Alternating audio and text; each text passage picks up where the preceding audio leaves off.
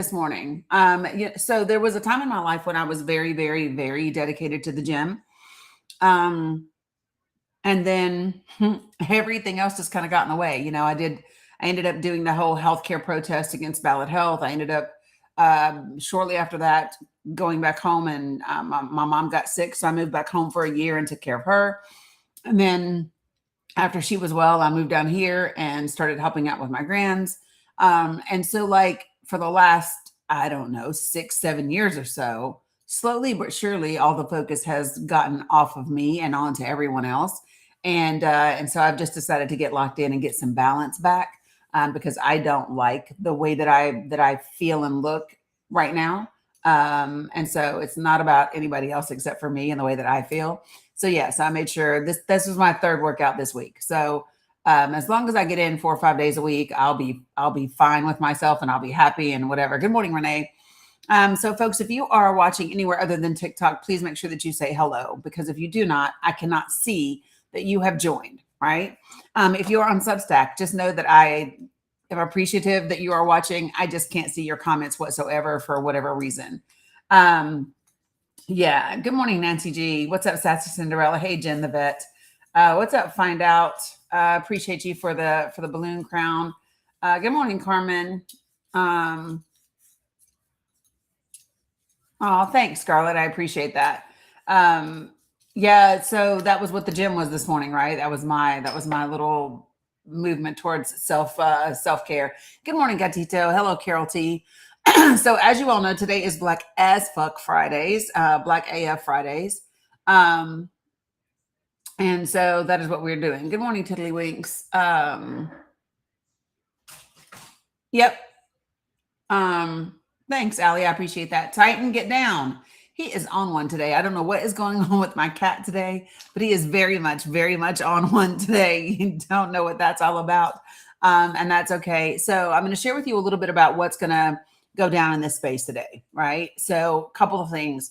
We will be reading a little bit more from Michael Harriot's Black AF History. We are going to read a little bit more on that. I do have some other books that I'm going to reference. We might touch on as well. We also need to be talking about, good morning, Catsman Do. Hey, good morning, Penny GF, Amy. Good to see you. But we're also going to be talking about some things. I don't know if you all saw just this morning, the AP put out, and I'm not like a diehard AP fan, but they're okay for just like general news information. But the AP went to Sudan, and so I think that is appropriate to bring into the conversation today on Black AF Fridays, right? So we're going to look at the article that they put out. I need to check and see. I saw something that looks like there's been movement, but I don't know. So for those of y'all who do not know, Katie Fang, who is a lawyer, used to several months ago, she used to be on like MSNBC, and I don't know if she still has the Katie Fang show or not, but whatever. Anyway, she had filed a court case specifically around the law regarding the e-files, and I got a notification today that says something about that. So I need to take a look to see if something moved, if something broke, if something like shifted, where that's like if there was a judgment in that court case or something. If there was, I want to take a look to see if that's the case. I do know that Israel bombed Gaza yesterday, and some folks that were in tents along the beach. So we're going to talk about that. Today is Friday, so we will have a Palestinian live. It just won't be until, hey, Peter, it just won't be a Pally panel until about, I don't know, 12 or 1 o'clock today. Okay. So that's when we will do that. And so what I'm going to tell you is that if you are on TikTok, recharging your coins and having that ready would be amazing and appreciated.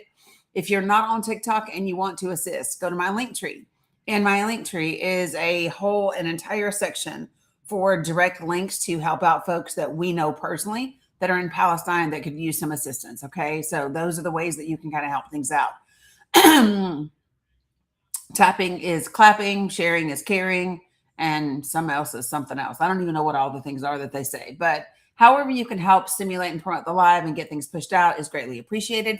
Let me just say this. If you do not, you need to message me, Amy, and tell me where. So Listen, if you are in an economic position that says, oh, I can't gift or that I can't support, whether it is me or whether that is Palestinians, I just really want you to understand something. Number one, no shame, no guilt. We know, I got you, Amy.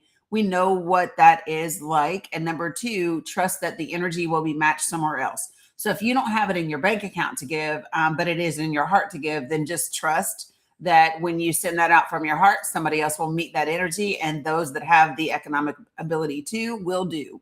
And that's that. Okay. So now that I think I've covered absolutely everything, if you are new to my space, do me a favor and put a 1 in the chat. If you are new to my lives, put a 1 in the chat so that we can have a quick chat.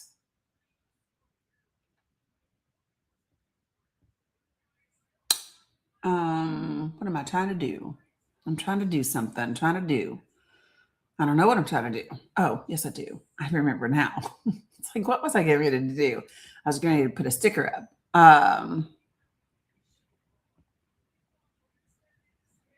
Give me 1 second. Good morning, Steph. Good to see you. I'm going to do just like a compromise. How about that?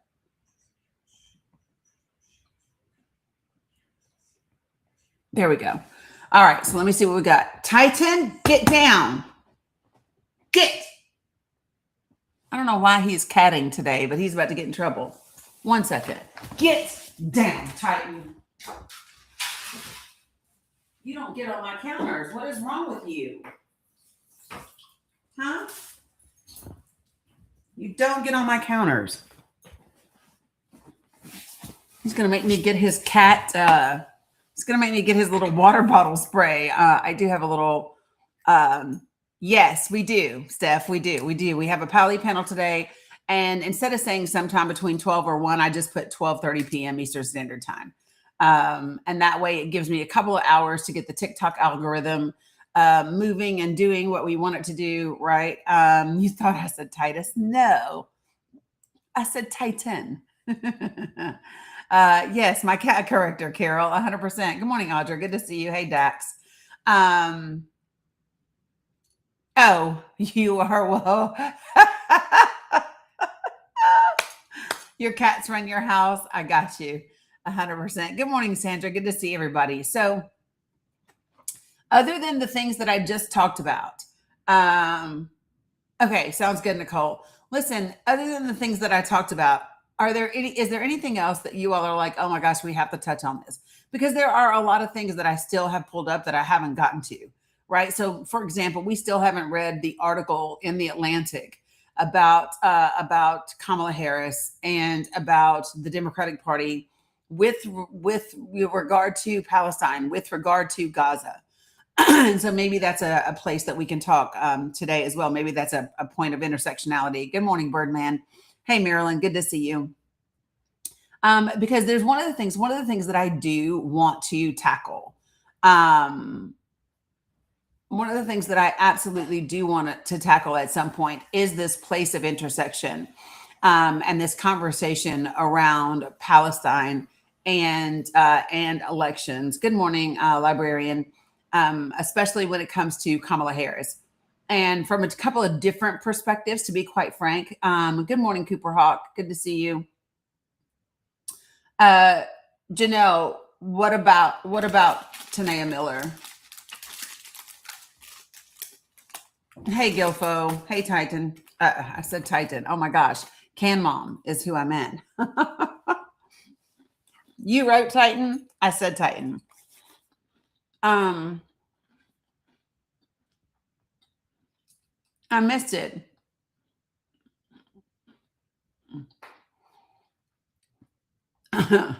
You guys are funny. Okay, so it looks like pretty much everybody is, I don't know, familiar, because I don't see a ton of yeah, okay. And Frank, we can talk about that. What I would say, so this would be my question, is what is different about her APAC donations from everybody else, from every other president, from every other presidential candidate that we've had in the past?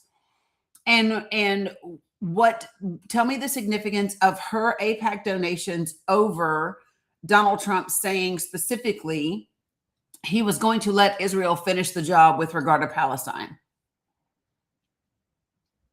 That's what I really want to discuss.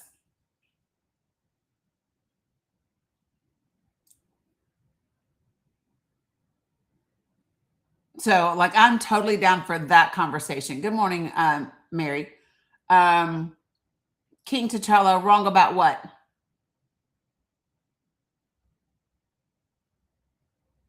Good morning, Sarah.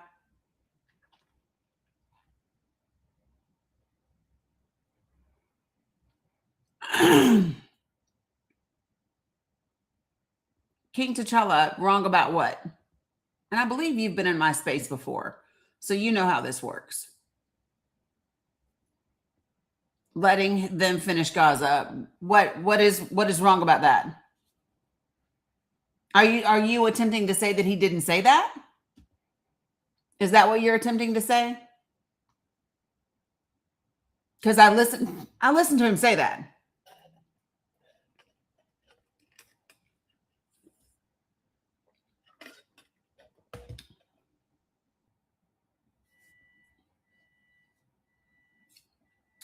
If you would like to have a so chatters, if you would like to go live on your page and have a white as fuck Sundays, feel free to do so. I think that would be an appropriate day. I think that would be an appropriate day because we all know that high noon on Sundays is the most segregated day in the United States of America. So yes, please feel free to go live on your page and have a white as fuck Sunday. Sure. Namaste, be action. Listen, I know that it is difficult and it is different, but no, you don't get to center yourself in the space, right? Just because I have Black as Fuck Fridays doesn't mean you. I mean, do you feel excluded? Like y'all are wild, just really wild out here in these streets. Why can't I have a white as fuck Sundays? Well, you can on your live on your page. What in the world? Everything is not about you, beloved.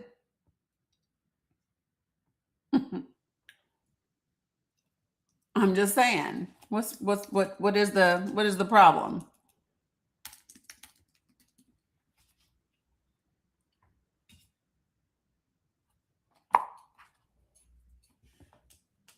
Like y'all are just wild AF out here. All right. I just can't with y'all. I mean, I can, but I'm not. Okay. Let me just say that. No. So here's the deal. Okay. So let me share with you all. So you're okay with Israel finishing a job in Palestine. So King T'Challa, I think that you and I are not communicating well. So could you come to the panel so we can just have the discussion? Because I don't think that you are understanding what I'm saying, and I'm definitely not understanding what you're saying in the chat. So why don't you join the panel? That would be right, Penny. That would be helpful. All right, so let me explain to you what is happening in this space, okay? So no, he's not Christina. He's not new. He follows me. He's not new. He's had his ass in here before. Okay, so listen. Today, here's what will be happening, okay? So in addition to regular news items, right, which we will do, we will touch on the regular things that are happening here in the country. If we get a Supreme Court decision today, we'll talk about that. All of those things will happen like usual. It is also Black as Fuck Fridays, which means we will read a little bit more from Michael Harriot and his book, Black as Fuck History, The Unwhitewashed Story of America. We began reading the other day, and we got through the first chapter. So we are going to we're going to start chapter 2 today. And then we might also touch a little bit on some of these. I just don't have the time for foolishness today. And then we also might touch on a little bit of the new Jim Crow. We might touch on killing the black body, and we may or may not touch on the long Southern strategy, just depending upon how the day goes. I don't know what that was because I didn't do it. Okay. So Chatter can't respond back to you, Grammy. Chatter's been blocked. Chatter couldn't participate in this conversation if Chatter wanted to. Chatter is blocked from this space. Okay. All right. So folks, really quickly before we get started and get things rolling. Good morning, Rosalind. If you are new to this space, do me a favor and put a 1 in the chat. If you are new to me, if you are new to my space, please do me a favor and put a 1 in the chat. The reason why I asked this question, it's helpful because then I can just kind of share with you how I do things in this space. And then you can determine if this is for you or if it's not. Right, Shimmy. Good morning, Shimmy, Cocoa Puff. All right, so listen, for my folks that are new, I asked for 4 things in this space, and you can see them. You guys can't see them, but you guys can see them. They're right up here. I ask for people to be respectful. That's number 1. And that's very simple to me. Just simply be respectful. Number 2, don't use slurs of any kind. If you come in my space and you use slurs, I don't care who they are against. You will be muted and booted from this space because I don't do slurs here. Number 3, don't spam my comments. If you want to say something, say it once. You can even say the same thing twice, but do not say the same thing 5, 6, 7 times. It is not helpful. It clogs up the chat, and it's just not beneficial to the conversation. And then last but not least, don't type in all caps. And while that seems very small, and you might be going, why is that? It is because I have folks in my community that I know have visual impairment. They have visual disabilities, and all caps are reserved for those individuals and my moderators. That's it. So in other words, just be a decent human being, respect people that have disabilities, and we'll get along just fine in this space. Okay. That's it. Okay. All right. So listen, I'm going to go ahead and open up the panel for some folks. And we'll get going. And then at some point soon, we'll start, reading chapter 2. Okay. Cool beans. I don't know. Let me just check something out real quick. Why is TikTok acting weird? What's up, Don One? All right. Good morning, Mala. How are you?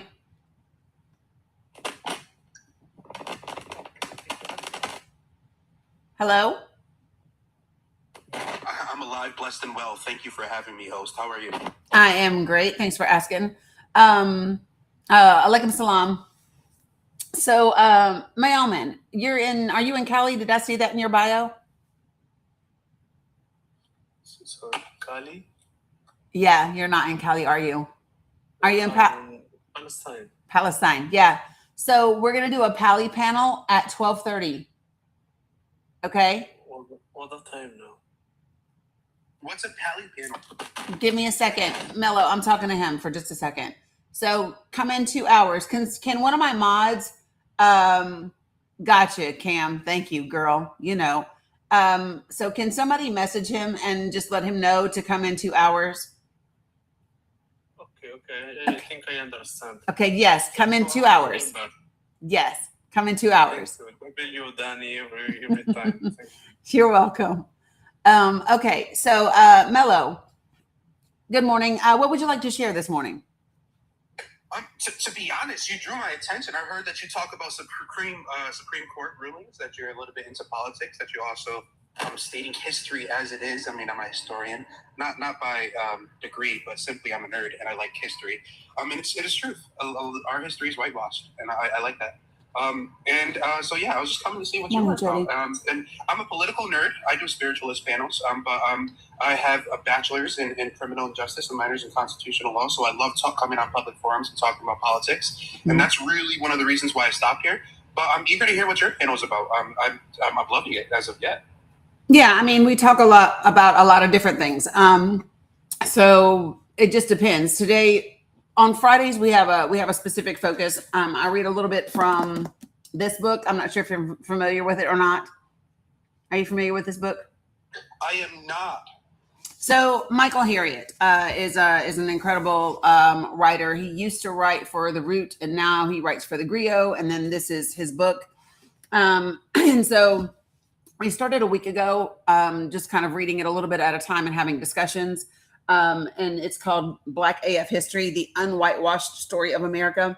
I love his storytelling a little bit. He's also a poet, but I love the way that he tells stories. And so in this space, we talk a lot about pretty much everything that's going on, whether it's Palestine, whether it's Iran, whether it's Sudan, Congo, Haiti, Cuba, whether it's just domestic policy here in the U.S., our current political situation, midterms, you name it. So it's a lot. Oh wow! So I love it. Okay, so if I may propose a topic. Sure. So I would like to know your perspective on the Iranian situation. As you know, tensions just started to heat back up. What's your position within America going back and interceding? Although we do know that there is no tolls, we were able to debunk that, right? Iran is not enforcing tolls. They're not hindering the waterways. But there was a violation, and I believe that the Secretary of State refused to comment at the moment. But what we do know is that there's a big possibility of another military strike. What's your perspective here? So share with me where you debunked tolls. Can you give me a source for that? Yeah, so after there was a tolling in place in process, but after the agreement was signed, I believe we had a steady week of no hostilities or no tolls or nothing being enforced within the strait. It was pure respect. I don't know where Iran fucked up. That's kind of one of the reasons why I'm asking. All I'm seeing, and I can't find any validations to where they fuck up or how they violated the accord or why we would be seeing military intervention. So I'm basically. I only saw on a live, like on a TikTok live, somebody proposed it, but I can't find no validation to it. All I do know is that our military is on standby just in case. That's a big concern, I guess, and Iran is the only conflict. Yeah. So I think so let me just double back. So I think what I'm hearing you say is that Iran was in fact charging tolls, and then for a week following the MOU, there weren't tolls and there was no aggression, if that's what I'm hearing you say. Not that they weren't charging tolls over the last 4 months. Right, because it was impossible for them to do. We had an American blockade.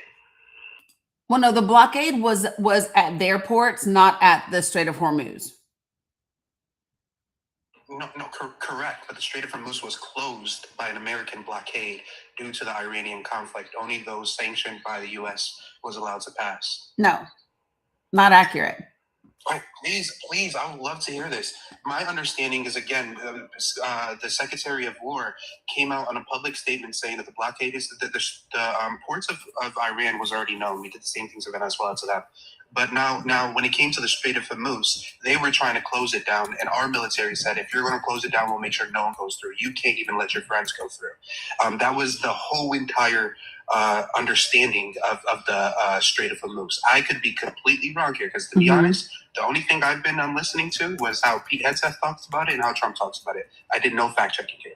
Yeah. So no, that's not accurate. And there actually are ships that have come through. Hella, Raja. There are ships that have come through that were their quote unquote friends. There were ships from India that came through. There were ships from China that came through. There were ships from other countries that came through, just not the United States of America. Yeah. So no, the only thing that China, absolutely, Sarah 6. Yeah. So no. It's just not accurate. So hold on, I'll show you. The United States, did you see the positioning of our ships and of how the Department of War positioned our ships and how there was a secondary line of defense to the first line? Give me 1 second. It wasn't only detailing the what do you call that? You just said it, the ports of Iran, but it was also detailing our actions within the strait. We went a little bit further back into the international waters. This was public. We're looking for mines that they alleged that they had there. We confirmed that there were some, but not. It was they exaggerated the amount that they had. So that's my understanding. So let me, if you go and you look, so there's a list of them that have made through, but here's just some notable specifics. Okay. So Shenlong came through March 11th, carrying 1 million barrels of Saudi crude oil. The Smyrni came through and March 16th. A week later, the Navarra has come through. April 8th, the Decault came through. In April, the Habrut came through. I have no point At the end of there. right, I but agree so the that they point. came through, but without permission. No, not with the U.S. doesn't give permission to come through the Strait of Hormuz. We closed the Hormuz. That's my point. We closed the entire strait. No, Friends the United and States of allies America were did helping. not close the Strait of Hormuz. Iran closed the strait and has. Okay, so they have done it in the past. This is where military, the what do you call that, insurance hikes come from. But now what I'm saying, this time around, what made the conflict and the oil prices surge was not because Iran chose to close it, but because we chose to enforce that close. It will only be open to free commerce. They cannot pick and choose who gets to go through the strait because it's always been free for 3 centuries. So here's what I would. So Mello, where is a single source? Because what I can tell you is that's just not accurate. It's not accurate, and you can literally look it up anywhere that you look. You can look. So hold on a second. So let me just show you.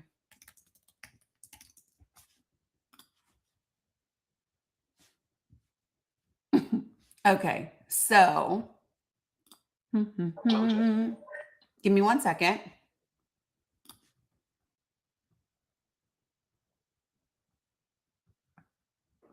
I want to see if I can show you exactly what I want.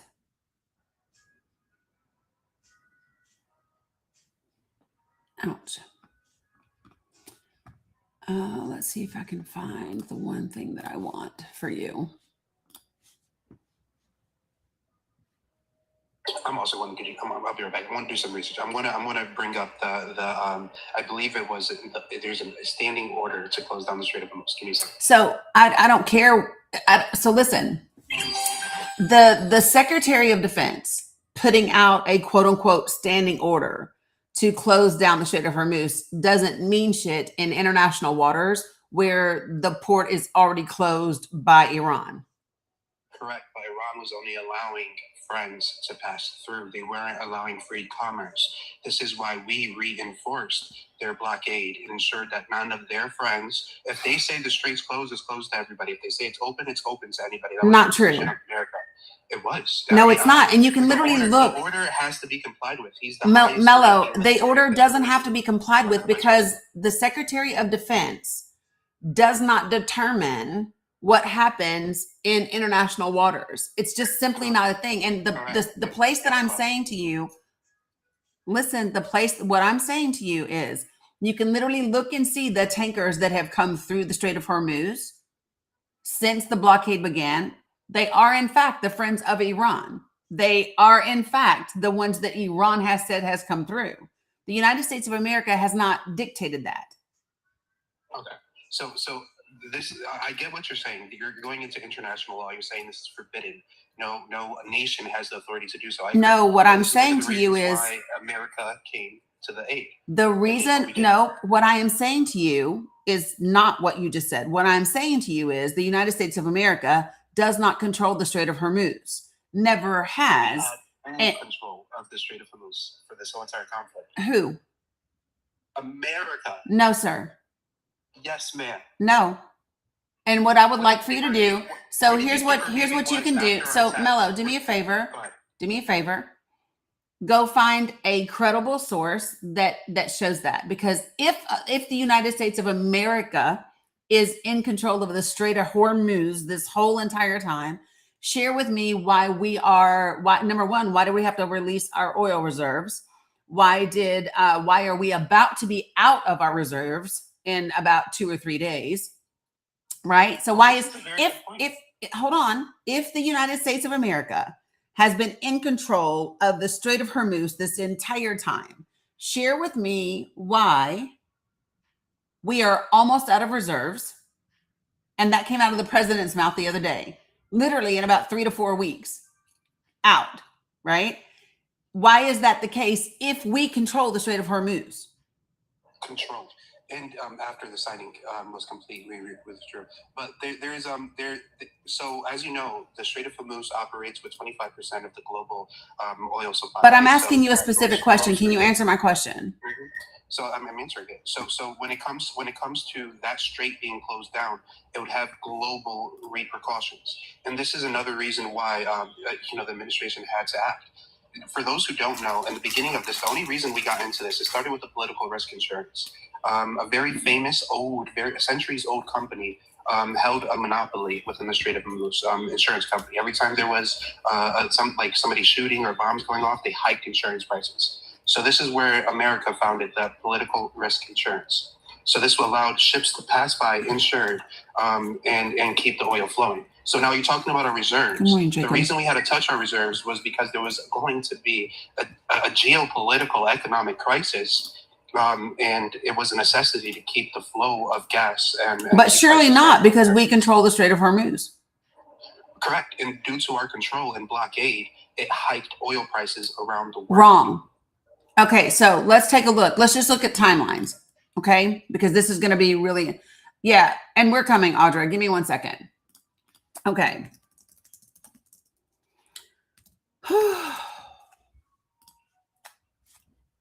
Here's my pen.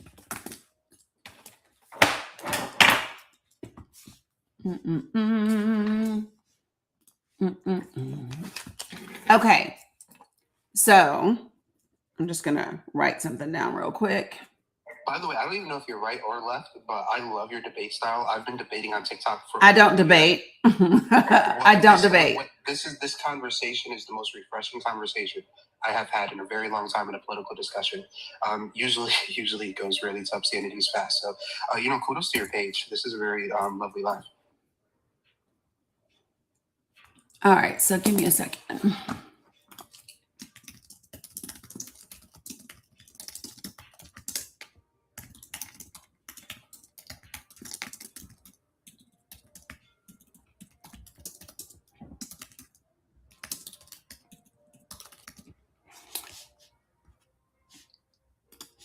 Okay. All right. So that's what I wanted. I wanted to get the exact dates for you. Okay. So Iran announced the closure of the Strait of Hormuz on March the 4th, directly in response to our attacks on Iran that began February the 28th. Okay. So February 28th, we bomb Iran. We unalive a bunch of schoolgirls, right? All of that happens. A few days later, Iran says, okay, cool. You guys aren't coming through the Strait of Hormuz. It's not a thing. It's not happening. We control the Strait of Hormuz. Only people that are getting through are the people that we desire. Okay. It is not until April 12th that the United States announces, quote unquote, its blockade of Iranian ports. Okay. So that is a full 6 weeks almost after Iran closes the Strait of Hormuz. Okay. And U.S. CENTCOM, right, declared that restriction to take effect on April the 13th at 10 a.m. So when you say the United States of America closed the Strait of Hormuz or has been controlling the Strait of Hormuz, it's not accurate. Literally a full 6 weeks went by before they even, and what you see is that CENTCOM did not announce that they were closing the Strait of Hormuz. CENTCOM said, okay, fine. If you're going to block the Strait of Hormuz, then we are going to prevent things from coming and flowing in and out of your port. Iranian ports is different than the Strait of Hormuz. You have no point of contention there. The only thing that I'm stating is after they closed it down, we have witnessed, and this is I could agree that it's okay to question our politicians, but I think to question our military is a little bit step too far. So have you ever served in the military? No, but all my family. I have. Oh, thank you for your service and sacrifice. So I will absolutely 100% question our military. Yeah. So, but the difference is that if they're coming out to state a public, there's no difference. I will question our military, and I will question them because I served. And because the security clearance that I held when I served was a level above top secret. So top secret. Yeah. So because I know that, I know that there is good reason to question our military. Okay, well, in your line of work, possibly, but when it comes to these conflicts in military intervention, Specifically when it comes to these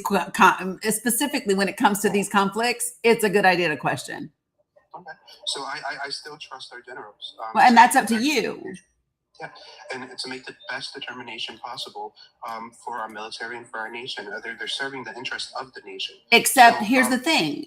So let me just say this, Mello, okay? Literally, we have 100% proof, and I'm going to give you an example, that Bush lied through his fucking teeth that Saddam Hussein had weapons of mass destruction. We now have literal evidence that that was not the case. And we lost way too many lives following a lie for something that did not exist. Okay? So, what I will say to you unequivocally is that I do not trust the government to make the best decisions for its soldiers, for its people, or for the folks around the world. And that is the difference between patriotism and nationalism. Nationalism says, oh, I just support and trust the government to do whatever, right? Patriotism says, no, I don't. And that is why we have the Constitution set up the way that we do. So if the government was supposed to just be blindly followed and trusted, we would not need Congress. We would not need a judicial branch. We would not need an executive branch. We would have just one. We would have a monarchy and a dictatorship. But there's a reason that we don't, because the founding fathers understood that the government was not to be blindly trusted. So no, absolutely not. Agreed, but I don't blame our service members for the orders they're given. I didn't blame anybody, and so we're not going to pivot to that.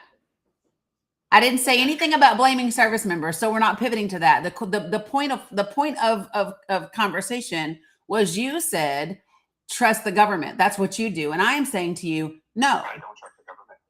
What I'm saying is I trust my military officials. And you're trusting them because you've never served. Those of us who have served know better. So I know that I saw, here we go. Tommy D, I know I saw you in here as well. Darnell, I know I saw you in here as well. Jen, you're in here as well. Where are the rest of my vets that I know that are in here? Darnell is a vet. Jen is a vet. Tommy D, I know I saw you in here. If you don't feel like if you're not in a space where you can come up, that's fine. So question for Darnell and for Jen. Do we blindly follow and trust our military to do whatever's in the best interest? Negative. No. Thank you. Oh, look at that. He left. Aww. Look at that. He left. Why'd you leave, dude? Why'd you leave? Come back and let's talk. Can we just talk about the 2-star general that got pushed out by Hegseth this week? Yeah. Can we? Hey, this is where people who say, I trust the military leaders, that kind of language that they use, right? Mm-hmm. If they look at what this administration's done in regards to these conflicts in the Pacific, Hey, Rich. with Venezuela, with the boat stuff, and in Africa and in Europe, all of the people who all have offered pushback to the administration because they've been around for 30, Exactly. 40 years, right? They fired them. And then one of the things about being fired when you're like a general, that forces you into retirement. You lose your job, you lose your career in the military. Yes. And that's what a lot of civilians don't understand. The lying about the soldiers that were injured over in the Middle East, and now those soldiers are coming out and saying, yeah, I was actually injured and nobody's doing anything about it. Uh-huh. The 3-star admiral in the Navy that was pushed out, and now she's running for Congress. And winning, by the way, in South Carolina. Yep. And winning in South Carolina. She sure is. Look, folks over here on Facebook are like, Nance said, my husband Chuck said, hell no. Gordon said, negative. Rich said, I served as well during the Iranian hostage crisis. The U.S. and Britain have been screwing the Iranian people since the 1930s, starting with the Carlyle Group, which became Aramco. Bush and Cheney families became leaders of it, along with the Saudi royalty. In order to gain access to their minerals, nothing has changed. 100%, Rich. Listen, I say this all the time to folks that come into this space, and you're just regurgitating propaganda. This is not the space that works in. And so the reason why it works in other debate spaces, right, is because they're going to argue, you guys are going to cuss, you're going to scream. Nobody is actually going to dig into facts and hold you accountable and not allow you to pivot. Okay. In this space, we're going to pause exactly for what you said. And the reason why I went and I got the timeline is because I wanted to just go right through the timeline, right? Show me an order that's different from this. Show me this that's different from that, right? And so this is the reality in this space. I don't do trust me, bro, right? And I don't do I'm a historian, but not by trade, but because of Fox News. I don't do that shit in here either. So, and I will, do you see how quickly them vets were like, let me come up. I got this. I got that. Right. And this is the thing. I would say that all of us, just kind of throwing that out there, I would think that every single one of us that's in here that are veterans, we will tell you that we absolutely love this country in terms of its people and its potential. Yes. 100%. We just don't love the corruption and I don't even, should I get very specific? We just don't love the things that our government does at the expense of the people, including its own soldiers. This is not a government. Yes, Marky, the manipulation. This is not a government that loves and cares for its veterans. How do I know that? Look at our VA system. How do I know that? Look at our VA system. They are literally willing to exchange the service of our individuals for capitalism. They want to privatize our VA system. You wouldn't be doing that if you actually cared about veterans. You wouldn't be doing that. Number one, if you actually cared about veterans, you would be proactive about our disability compensation. We wouldn't have to fight tooth and fucking nail like we're applying for Social Security disability, right? That would not be a thing.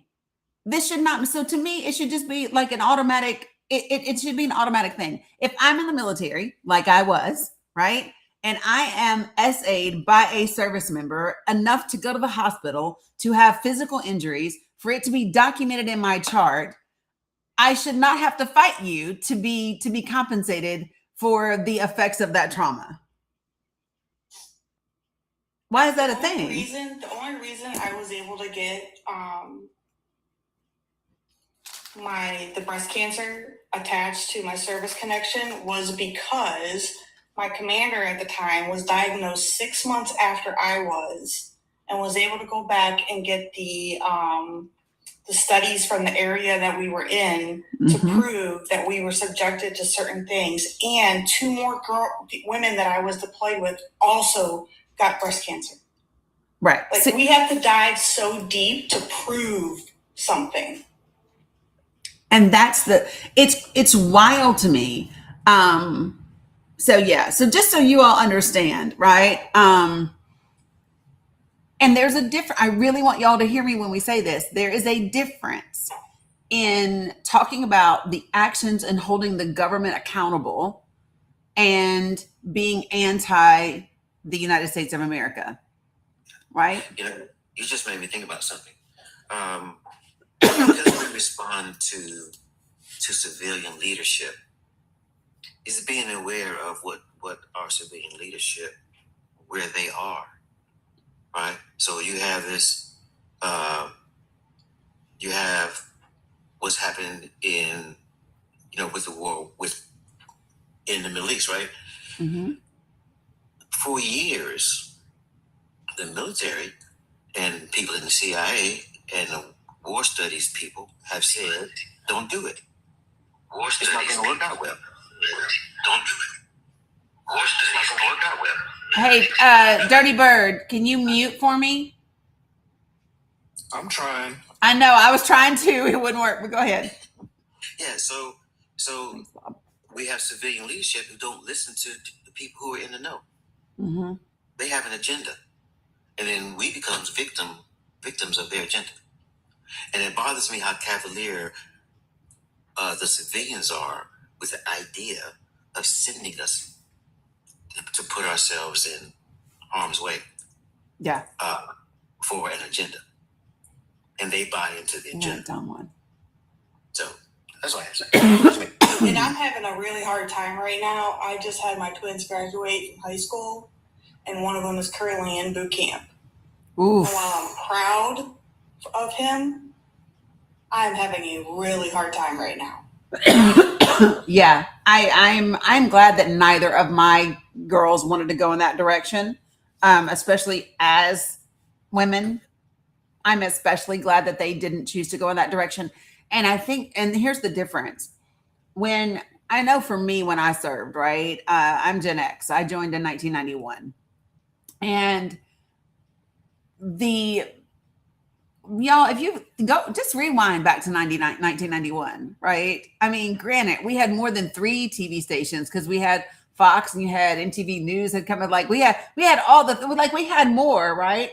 But it was still a very controlled. There was no internet. There was no you find out everything or be able to find information anywhere else. You know what I mean? Like it just wasn't a thing. And a lot of, I don't know about you all, but for a lot of us, it literally was, it was a thing to do. And we were fed what the stories are. We believed in what we were doing. Right. And how can I say this? I still believe in a military that defends its country, that helps maintain safety and security nationally and internationally, right? I still believe in a military that does those types of things, right? I don't believe in a government that uses its intelligence and its military to destabilize countries, to overthrow democratic governments in order to maintain control of resources and things like that. Yeah, baby. Okay, go ahead. Like So that's part. I joined in 99, and then 9/11 happened. And I was fed the propaganda. And Yeah. then I got over to Afghanistan and I started doing med camps where we would go out to villages to these tribal groups. And it just blew my mind away because it totally changed how I saw what was happening and what was going on. And that's when I started the deconstruction process for me as far as the military goes. I value my service. I did everything I could while I was in service. Sustained a lot of moral injury from that, physical injury, mental injury, whatever. But I would tell people to hesitate right now. Yeah. It's just not a good look. No, it's just it's not a good thing. It's and not. That's where I have a hard time with my son because I'm proud of him that he wants to serve his country. I just don't think it's safe. I would agree. So let me tell you something. There's no way I would. So this is the way that I feel.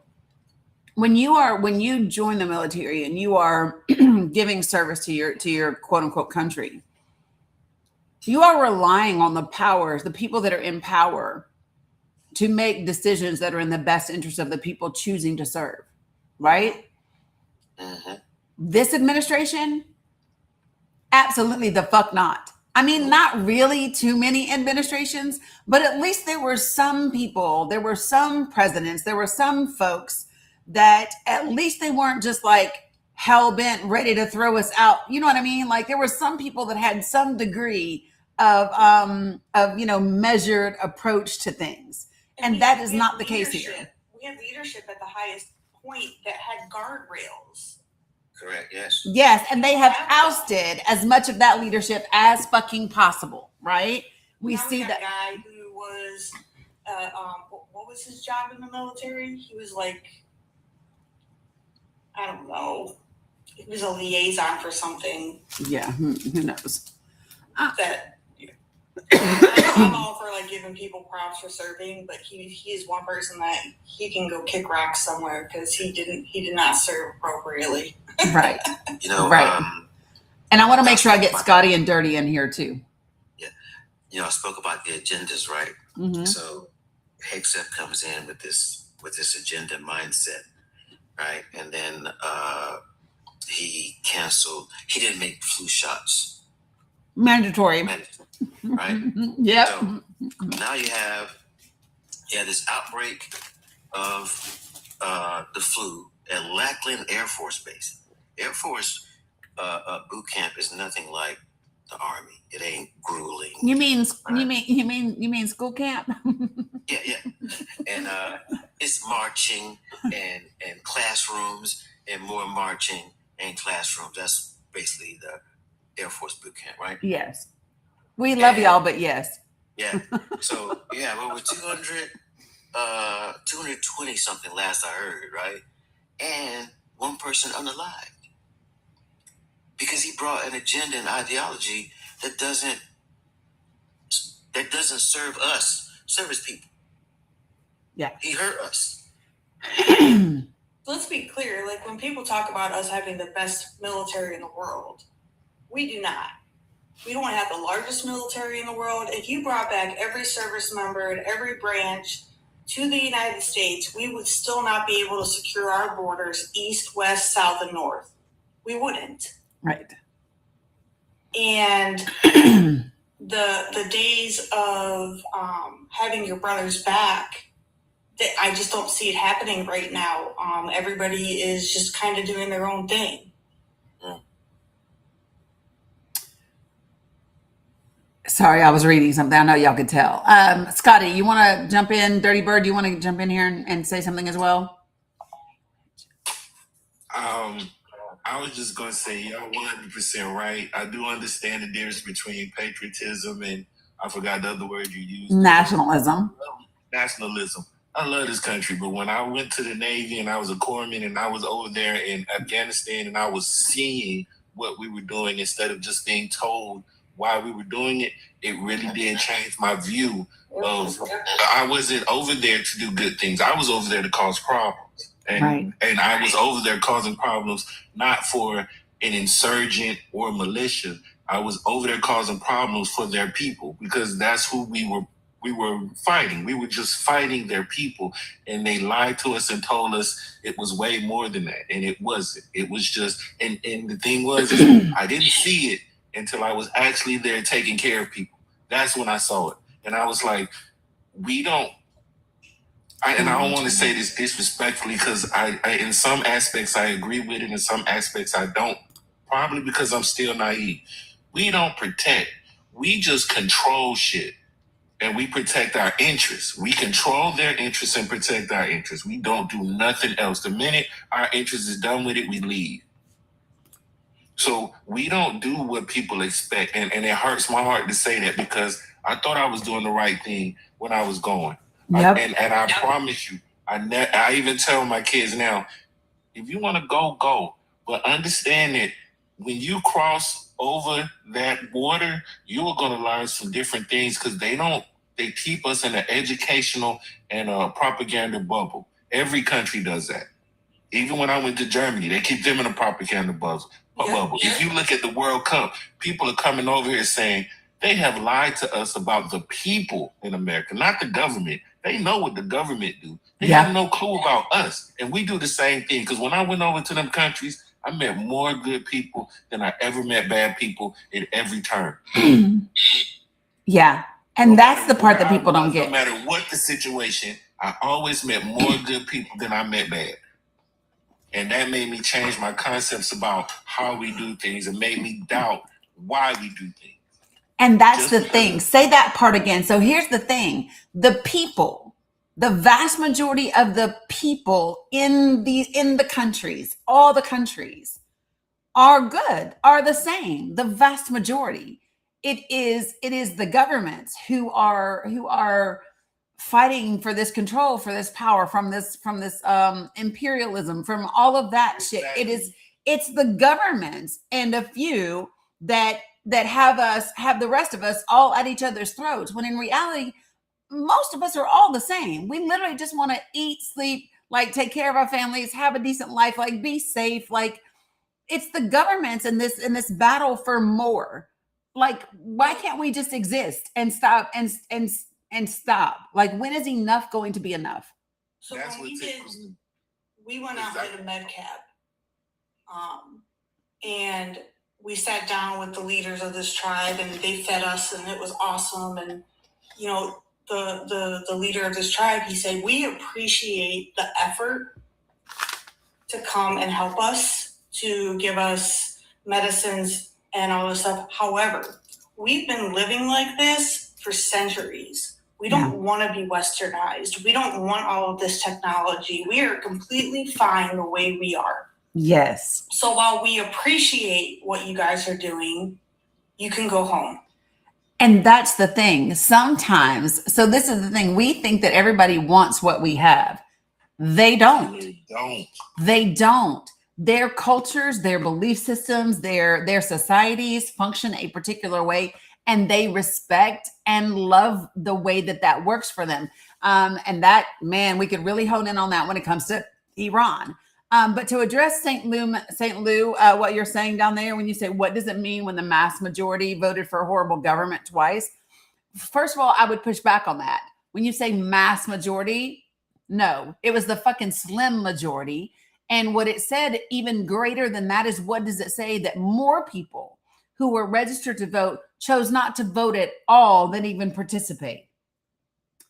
So listen, stop acting like the Trump administration won this last election by like leaps and bounds, because it's simply not true. And not only that, he came this close to losing. And I want y'all to really, can I put that in perspective for you? If you're in my space, you hear me say this all the time, but I want you to hear me say this and take it in. Donald Trump has been running for office. He has been a candidate. He has been in the news, in the media, everywhere for over 10 years. Okay? He had been campaigning for 10 years in 2024. Got it? Kamala Harris campaigned for 107 days, and she almost whipped that ass. And she didn't have a damn near trillionaire behind her. She didn't have anybody like holding lotteries for voters. She didn't have I just want to put that in perspective. 87 million people just were like, I'm not voting at all. And so if you want to talk about something for real, talk about the fact that they barely made this shit happen. Barely. Under whatever circumstance it happened. Right? And the vast majority, no, that's a lie. Nope. Darnell, listen, Gaza was not the reason that Trump won. No, I'm not doing that. I am not putting this on Gaza. I am not. The reason I say that, then, is I think, well, this is what I feel, having talked to young people, right? Mm-hmm. They were a large part of that 89 million people who didn't vote. And their issue was what Israel was doing in Gaza. I hear you, but here's what I'm saying is there was a whole lot of other issues than just that one. And what's dangerous is when we put it all on Gaza, and this is part of what I've seen play out across this app. I have seen Black people especially blame Palestinians for Kamala Harris losing. And that is not the case. That is not the case at all. And it is, and I want to be clear. First of all, can we just take, there's less than 200,000 Palestinians in this country. Okay. Palestinian Americans. And if we could just get real for a second, if I want to just take, so this is the way that I look at things. I look at things from I'm pragmatic and just like baseline numbers. So if I look at the groups of people participating in the elections that could have had the largest impact, right?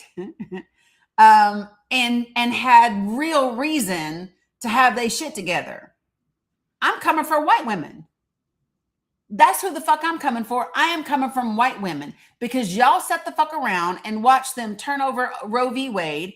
In 2022, y'all were all up in arms. Y'all were having your little JJ protest. Oh, we're not dealing with this. And then y'all bitches turned right around and voted for the Trump administration. So if I'm gonna put the blame anywhere, I'm coming for y'all, because y'all actually did vote. Before I even go to the people that were registered to vote that did not vote, before I even get to them, because they are the next low-hanging fruit. But I want to look at the people who actually voted, who had every reason to not vote the way you did. And you could have had the greatest impact whatsoever. White women, if you had gotten your shit together and voted the way that you needed to vote, all 53% of you, right, in the last election, do you know the message that you could have sent to men everywhere? Do you know the message that you could have sent to men? Those men would not be sitting up here putting articles out in the news talking about, oh, I think the only way that we're going to get women to stop having ABs is to arrest them. They are saying that shit because you keep giving them permission. They're over here telling you and telling your daughters that they should give up their right to vote and they should become trad wives because y'all keep leaving them in positions to do the fuckery that they are doing. So if I'm going somewhere, I'm going to white women first.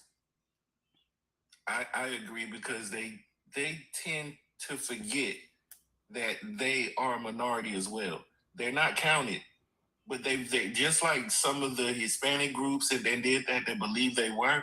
No, you were not counted. You thought that DEI was just for minorities. It was for you. In fact, DEI was set up only for you, because most minorities, black women, black men, they could get a job anywhere at any time without DEI because of how things were set up. You, as far as white women, you were the ones that white men didn't want at their jobs. You are the ones now that they're tired of at their jobs. You are the ones that they're not trying to hire again. You are the ones that they're trying to push back into the home because you don't want to have enough children and you're keeping their numbers down. You're the ones that they were aiming at for these AB clinics simply because they don't care about minorities. They'll knock us down whether we're 4 years old or 50 years old. They will, but they will not do that to their own. They will all, but a white woman would. A white woman would decide that her career and her school is more important than her family. And in their mind, it's not. Okay. In fact, in most white men's mind, your education doesn't matter at all. I gotta say something watching the chat. And listen, I'm going to say this with all the love of Jesus. Y'all know when people say that, that means you about to get your feelings hurt. Okay. Oh, shit. I'm telling you, whenever somebody says I'm saying this with all the love of Jesus, or I'm saying this in love, that means you probably about to get your feelings hurt, but don't get your feelings hurt. So to all of my Kamala Harris voting white women who are now in the chat, and you are putting a qualifier on your agreement, for all of you all that are saying, yes, Dani, I agree with that. And you are saying, white woman here that never voted for Trump, you are centering yourself and you are virtue signaling because you want us to know you ain't them. I just want to be clear, instead of just saying, yes, that's the problem, you are signaling to us. That's what some of y'all probably own blue bracelets. Some of y'all probably aren't on blue bracelets because you are still fucking centering yourself. No, nobody asked you who you voted for. And the fact that you feel like you have to tell us you didn't tells me you are still centering yourself. And I love the fact that you voted correctly. But if you had to say, yes, I agree with you, and by the way, I'm not one of them, there's still work to do there, beloved. There is still work to do there. You're still making you the middle, like you're centering yourself in the conversation. You're welcome, Nurse Life. No worries. And I meant it when I said I'm saying this in love. Because as you continue to deconstruct, follow me on this, okay? You are going to still have old ways of being and thinking that show up. It just is going to be there. And you do not know what you do not know. And it is only until somebody says, hey, did you know that this is what that looks like? And holds up a mirror that you go, oh shit. That's how I felt the other day when I stopped making excuses for the fact that my ass ain't been to the gym. And I got in the mirror and I was like, girl, this is what those numbers look like. Let me get my ass back in the gym. Right? Deconstruction never stops. Never. Not if you're serious about becoming the highest, greatest version of yourself that you can for you and for the people around you. And that just requires accountability.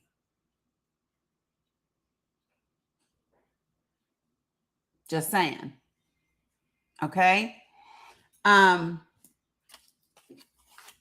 So I just saw the comments going, as a white woman that never voted for Trump, you're right. Why not just you're right? Because you needed me to know that you're a white woman that didn't vote for Trump. And I didn't need to know that. I just need you to go get all your other white woman friends together. I just need you to go get all the white women friends together. That's it. I don't need to know. Right? So just saying. Yeah, that's a task. Exactly. But guess what? When you say that's a task, it's a task that Black and brown women have been doing in this country for everybody since the beginning of time. The beginning. Since the beginning of time. I never known Black men to be controlling of Black women ever. Even when I look through history, Black women have ran every household that they've been in, whether it was theirs or not, whether they were the maid, no matter where you look. So I don't see DEI there. When I looked at Hispanic women, I see the same. I don't see the reason for DEI there. The only people that they didn't want working with them was white women. And those were the ones that were not working, that were sitting at home while we was going and taking care, while Black women and minority women were taking care of things. And they decided that they not only wanted to work, but they wanted to work beside these corporate and high white men with no I would say training, but you can get training because they'll teach you everything either at the job or in college or wherever you need. But the whole thing was, we have always been structured and building and doing these things. DEI wasn't needed for us. Even when you look back, it was only a small amount of white women that wanted to work, because even the majority, 80% of white women back at the time when they did DEI thought that was stupid and did not want to work. They were fine with being home mothers and things like that. Well, I don't know about that. I don't know about that. I looked it up. Yeah. It was more women that did not want that DEI and the equal rights as far as women and men when they started fussing about that than it was women that wanted it. It was more like 20% of women wanted it and received and achieved it at the time, but most women did not care. They preferred to be at home. They preferred to be in that structured system as far as dealing with that. They didn't want those problems. So I want to, Mimi, I would love, if you would like to come to the panel, I would love for you to. But I saw your comment and I want to address it. And so Mimi, your statement is, it's sad because Trump is vile. And then you said, quote, we are getting white women together and losing many of our friends. So I hear you, and you are still centering yourself.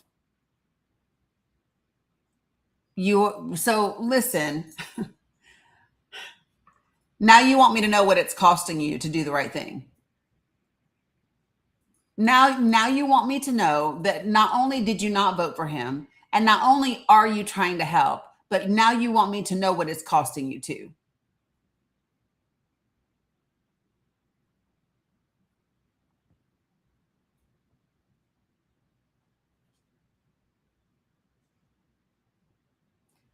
Folks, listen.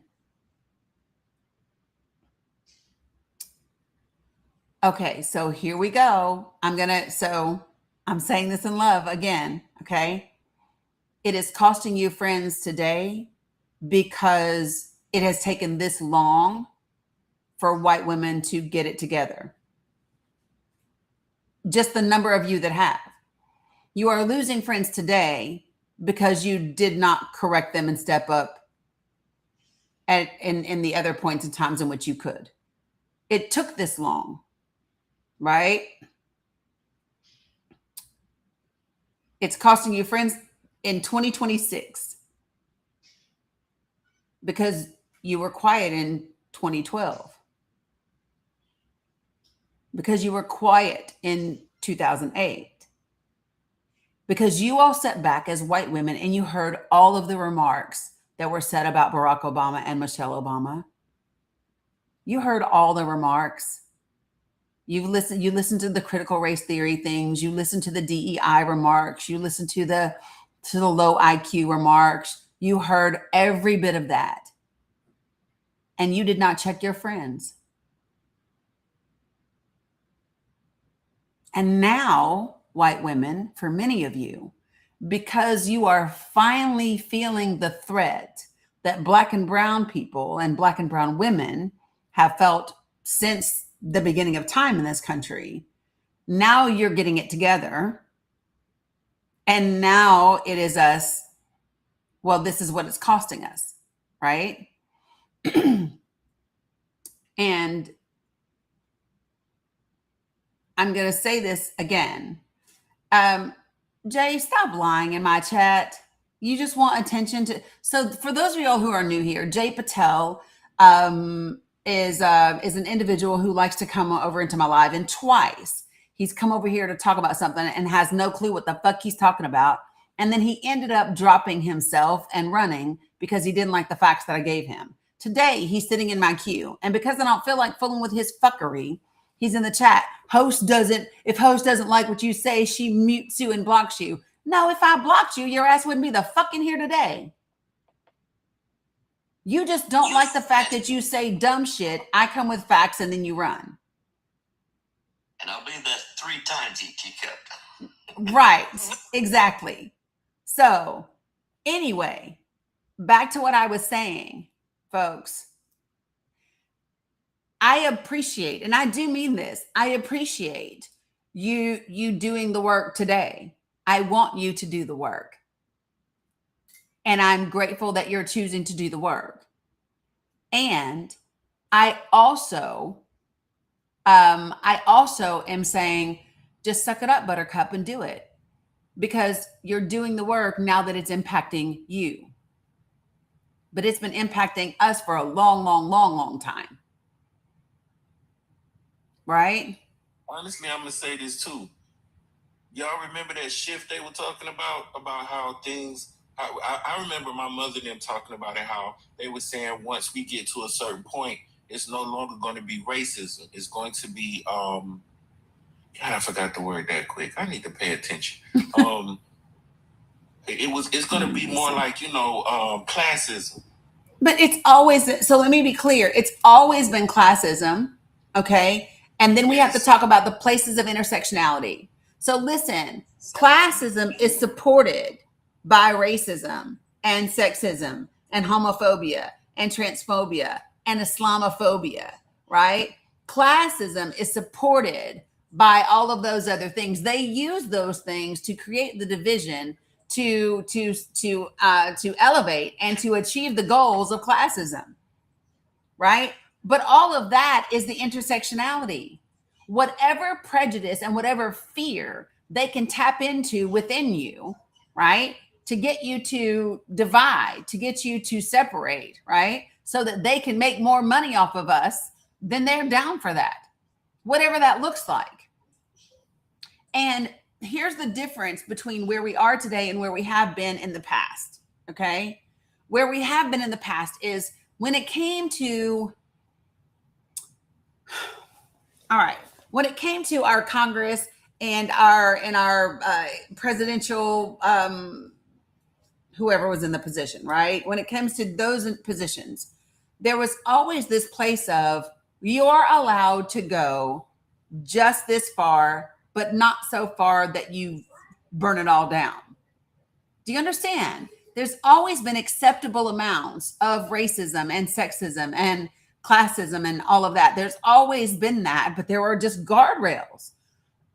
And so everyone knew that we had an exploitative system. Everyone knew that we had a system that functioned for just the top, you know what I mean? Everybody knew that.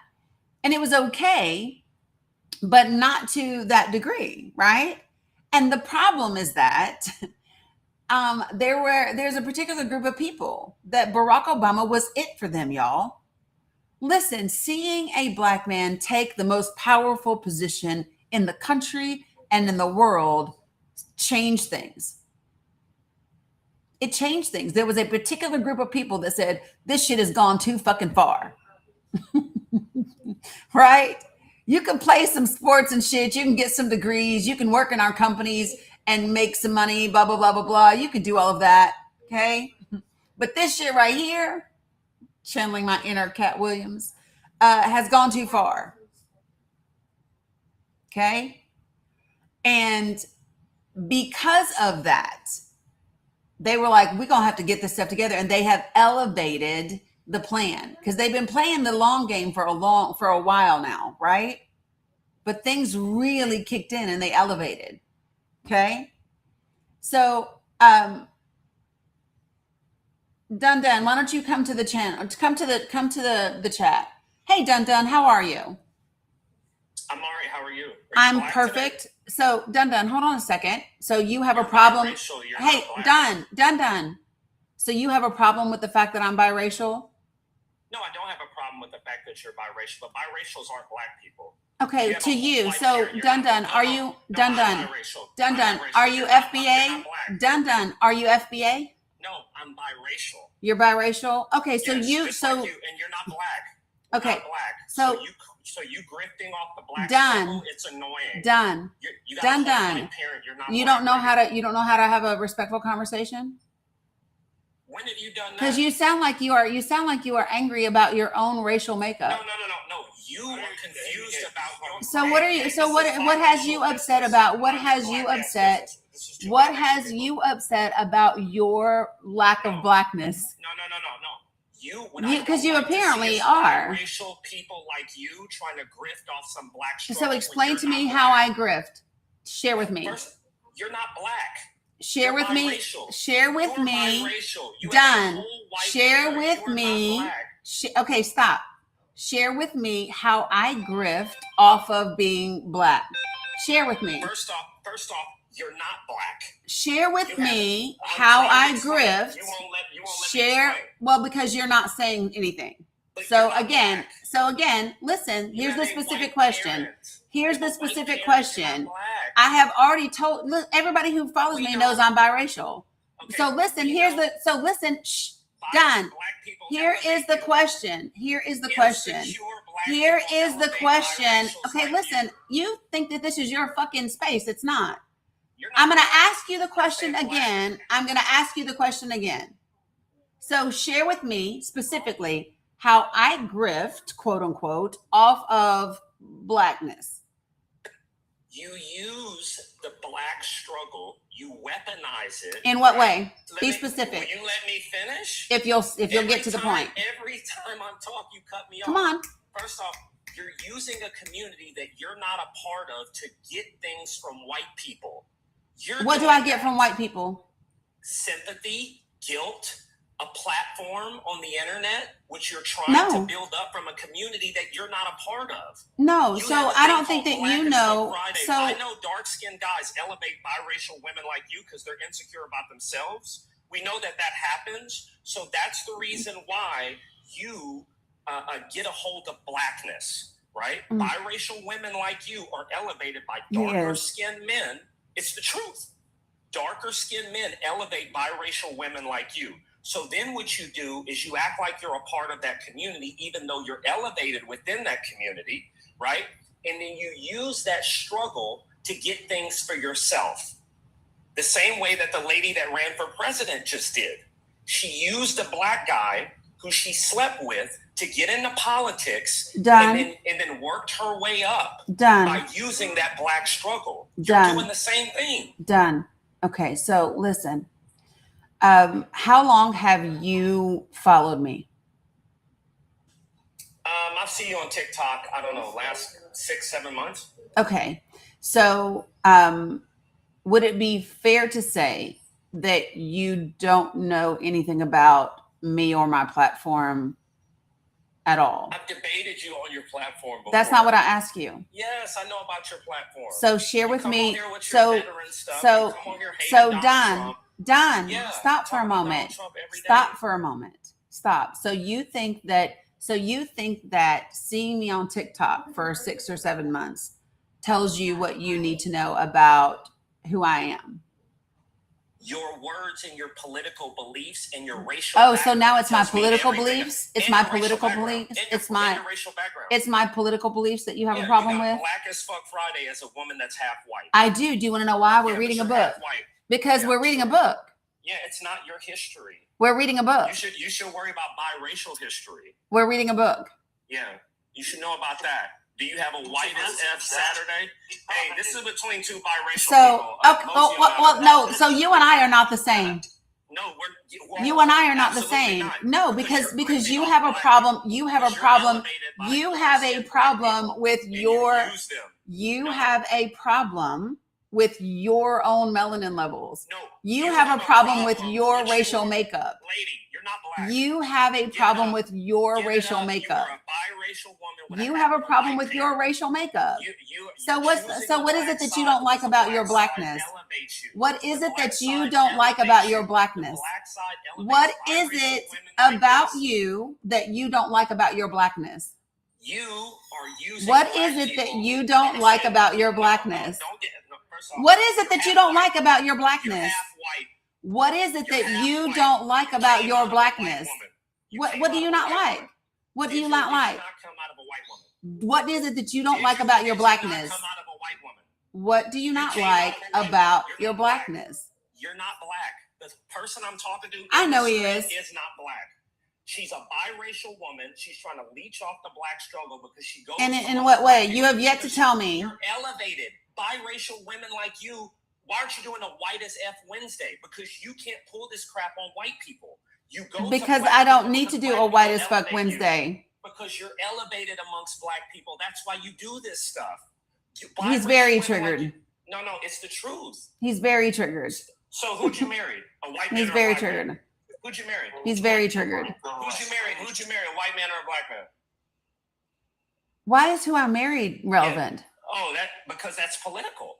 No, it's not. How you live your life is political, 110%. No, want it's to tell not. other people? Oh, absolutely. Yeah, my ex-husband's black.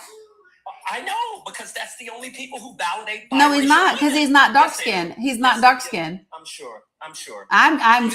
I know You him. get biracial women like you get elevated by black men, so that's why you go to that community. He and is try to really, position yeah, yourself. he absolutely hates his blackness. What I'm telling you is the truth. He what I'm telling you is- absolutely hates his You can blackness. keep saying it, but it's the truth, lady. People like you. So my name is Dani. Done first. My name is It's the Dani. truth, man. I'm telling you. Are you white? So, Are you white? oh my The gosh. host, are you Hold on a white? second. Is the host, are you white? Dani, Go are ahead, you white? Darnell. Danny, are you white? So hold on, Dunn, for just a moment. She won't say that she's white. Dunn, She has a white parent, but she'll say she's black. you don't run this platform. Shut up for a second, I said. Shut up for a moment. Don't trust. Shut people who up for a moment. choose one parent over the Shut other. the fuck up. Got Colin Kaepernick up here. Or don't. Or don't. You could have stayed, but you won't shut the fuck up. You could have stayed, but you won't shut the fuck up. So for me, so let me just tell you something, you all, like real talk. Okay. I have listened to people like that my whole life. Right? My entire life. I speak very, very openly about not being white enough for white people, not being black enough for black people my entire life. Hearing from someone like that is not new. There is nothing new about that. Nothing. And by the way, that shit right there is rooted in the history of this country. That is rooted in the enslavement of black and brown people in this country. They love for colorism to exist within our communities. They love it. They absolutely want Black people fighting with each other about who is or isn't Black, or who is or isn't Black enough. They want you to say, oh, well, you're not brown paper bag, or you're not this, or you're not that. They love it. Literally doing the work of racist. That's what Dun Dun is doing. He's doing the work of racist. And it's been like that forever. I might also point out that it sounded to me like a man who was struggling with his identity. Well, that's why I told him he hates his own Blackness. Yes, he came up here with a chip on his shoulder, and everything out of his mouth was in anger and bitterness and sorrow and everything else. He really acts like he was struggling with his entire identity. Yeah, he's definitely struggling. I'm definitely not. And if you didn't catch the little lace of misogyny, lady, whenever they bring out the lady, it's a pretty sure sign they don't respect women. It's a pretty solid sign they don't respect women. Right? So for me, I don't really care what someone like that thinks about me at all. And the reality is that this platform has been built off of advocacy and service to other people. Literally, if you knew anything about me, you'd know that people began following me because of things that I was willing to do for other people, regardless of the color of their skin, and things that didn't even directly impact me at the time. Right? And so when people say, oh, you grift out Black people, please share with me how. Because you fucking can't. Right? You fucking can't. So, yeah. I want to add something for the people who are on like the deconstruction journey where this topic kind of intersects. Soledad O'Brien did like a documentary. It's called "Who is Black in America," and there's 2 parts to it. You can find her on YouTube. Where she like, because she's biracial as well. She like when interviewed people about their experiences growing up as biracial people in this country. You know, and for many of them, they get to decide how they identify. Mm-hmm. I have a very large family. I mentioned before, it's like the United Nations over here. I have biracial cousins and nieces who some have married white guys, some have married Black guys. One of them married a Mexican. But who cares, really?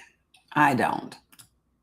That's my thing. Who cares? And like you said, this is all part of like racism. His struggle is he's struggling with his own identity wherever he might be living, on like where he fits in. Mm-hmm. If you don't want to choose a side, that's fine. But you don't get the chance. You don't get to tell anyone else how they should identify. Through whom do you make your money? Through me. I make my money through me, Pushing Papa. I make my money through me. What you mean? So for those of all who do not know, I have an incredibly diverse community. And yeah, like, give me 1 second. I need to grab this this confirmation code. 1 second, y'all. Okay. All right, I'm back.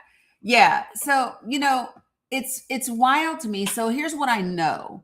When people can't argue with your facts, when people can't say anything about the subject matter in which you discuss, and then they want to make it about you as an individual person, that tells me all there is to know. And I'll just, so listen, do y'all want to know how I discovered for real? Because my mom, God love her heart, she really absolutely wanted me to just be able to be me in this lifetime, right?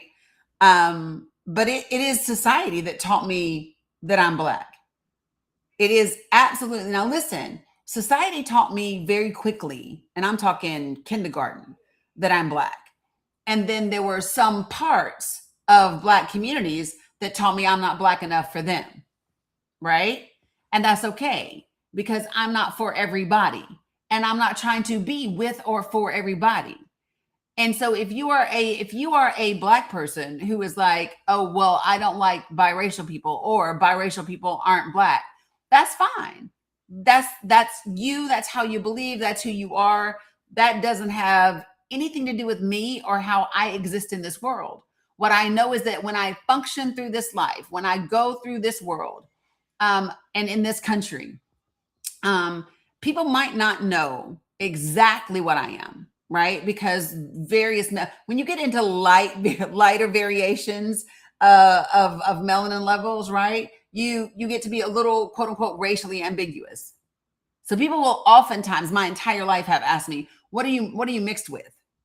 Like I'm acrylic paint, right? And what I would my response to you would be, I wish you would be mixed with just respect and humanity. Why don't you get mixed with some human decency and kindness? The fact that you are still determining or attempting to classify people based on their melanin level is wild to me, and especially in 2026. But you do you, boo. Do you? I really don't. I'm not here to argue with people about that. And newsflash, I have never ever in my life needed a self-hating biracial man to tell me who I am. And that will not start today. Just so we're clear. Never. Never, ever, ever, ever, ever, ever, ever. So, all right. All right, folks. If I may, would you mind taking a drink? Oh, my water. Thank you. And I would like to get back to what I came up here for, and that is I am a veteran. I'm the old part up here. I served from 1980 to 1985, and I was lied to the entire time that I went into the service. And in that service, we did lose an 8-man crew in air sea and rescue. And the reason that they gave their lives was not for what they thought. And that is the disheartening side of all of this. Yeah. Is that the veterans that are in there for the patriotic reason, for the honor of it and integrity of the service of their country, have been lied to, have been cheated in whatever way by those that have the power above. This has been a thing of money the entire time.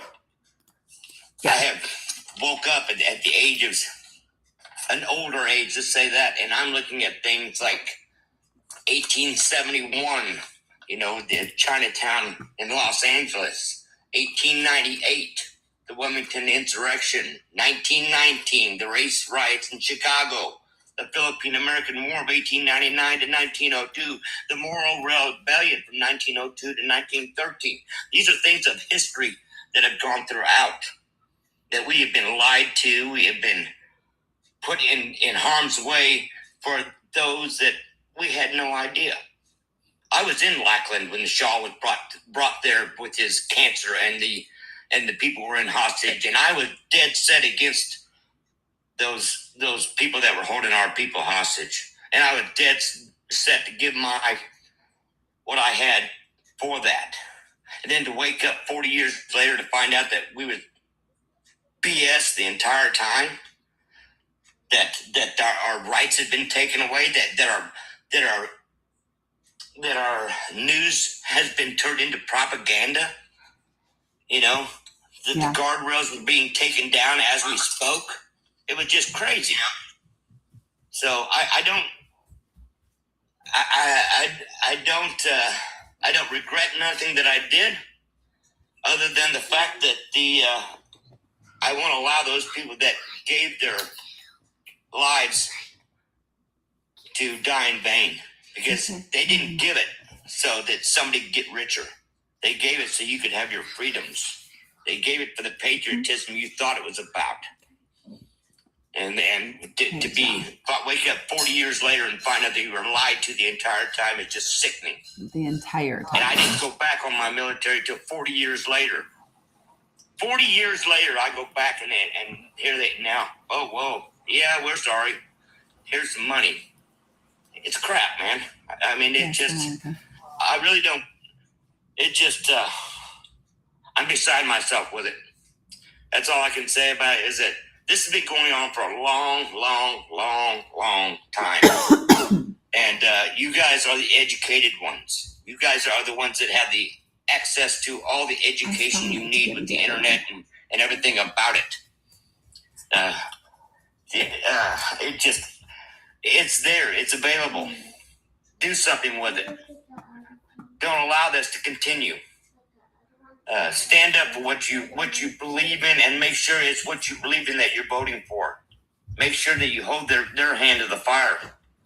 Because that's the only way this is going to get turned around. 100%. And you do have to do it with them. Dani, you have a great plan. Stick with it. Everybody jump on board. I'm getting some right now. This is something that we can do. It is. It's just going to take some tenacity. It's going to take some movement. Stick with it. There's a strawberry lemonade one. I'll just land my plane there. I'm just, like I said, the gentleman Mello came up here and talked about things he had no idea what he was talking about. It sounded like the most misinformed young man I've heard in I don't know how long. And they're listening to all this BS, this propaganda, and just search it out.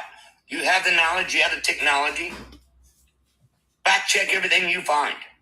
That's what I love about you, Dani, is everything you got receipts. Everything you got, you can back it up. And for that, I can really appreciate. Thank you. I appreciate Anyways, you. I'll land my plane. Thank you much. I appreciate you, Scotty, as always. Let me see if I'm able to set this. Give me 1 second, folks. Give me just a second. I'm trying to help Miss Mila. She wants water. And let me see if this works.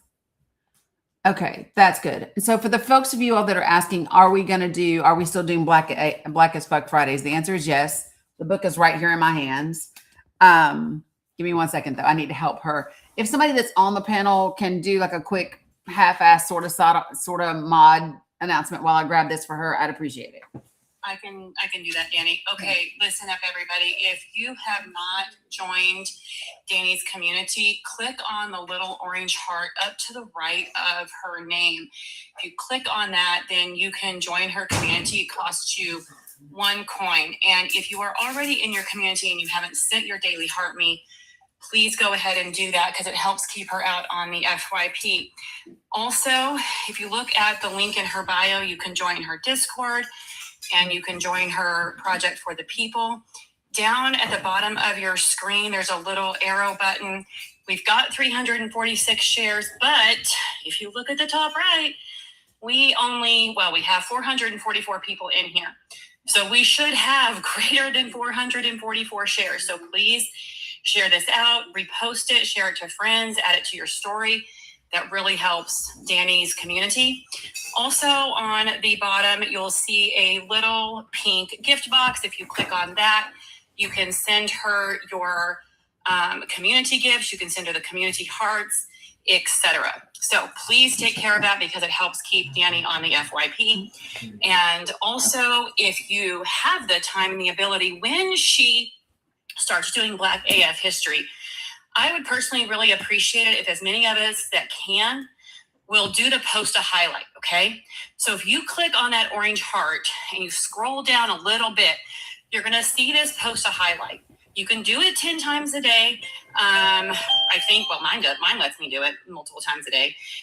Please do that and share that out because that gets part of Dani's life out to other people, maybe who don't know her. And for people who look like me and don't have any melanin in their skin, clearly they need to get some education, apparently. So if we could do that to help her, that would be great. I don't know if I missed anything, but basically, there you go. Thank you so much. I appreciate you, Scarlett. welcome. So before I dig in to Black AF history, is there anything that anybody that's on the panel wants to add just to kind of round out where we are right now in this moment before I read? I requested up in the middle of the stuff with women who look like me centering themselves, and I literally requested up so that I could tell them not very nicely to shut up. So Dani, I'm going to tell you, like I told you last time I was up here, my love, you don't have to say it in love. White women we do not deserve your emotional currency to say that shit in love. I'm just going to say, girl, you do so much. You do so much. Okay. And then the whole veteran thing was really triggering for me. I'm standing in my fabric shop listening to you as I do literally every single day. And I was 19 years old when I went. 19. You know, I was in basic training when 9/11 happened. Okay. And it's very difficult to have people come in here like that moron and act like we should just point blank period trust everything the military does. And I just don't. That was all that I came up for. And I'm very excited about this book. I'm very excited about you reading it. I actually read it also on my Whatnot Lives for my fabric stock. I live stream and sell fabric and all sorts of things for my store, but I force my community into history lessons, so they're not allowed to avoid it. And so that's actually the next book I read to them too. And so I think it's hilarious that we both chose to start reading it at like the same time. Yeah, it's a great. And I love you for everything you do, veteran to veteran. So that was it. Right I'll back stay at up you. here and mute my little ass. Right back at you. Appreciate you so much, Scarlett. Yeah, 100%. You know, when I joined, I was 17. And then I started basic like less than 3 months, right at 3 months after I turned 18. So you talk about babies. We were babies. 100%. So yeah, same Angie. Yeah. 100%. It's wild.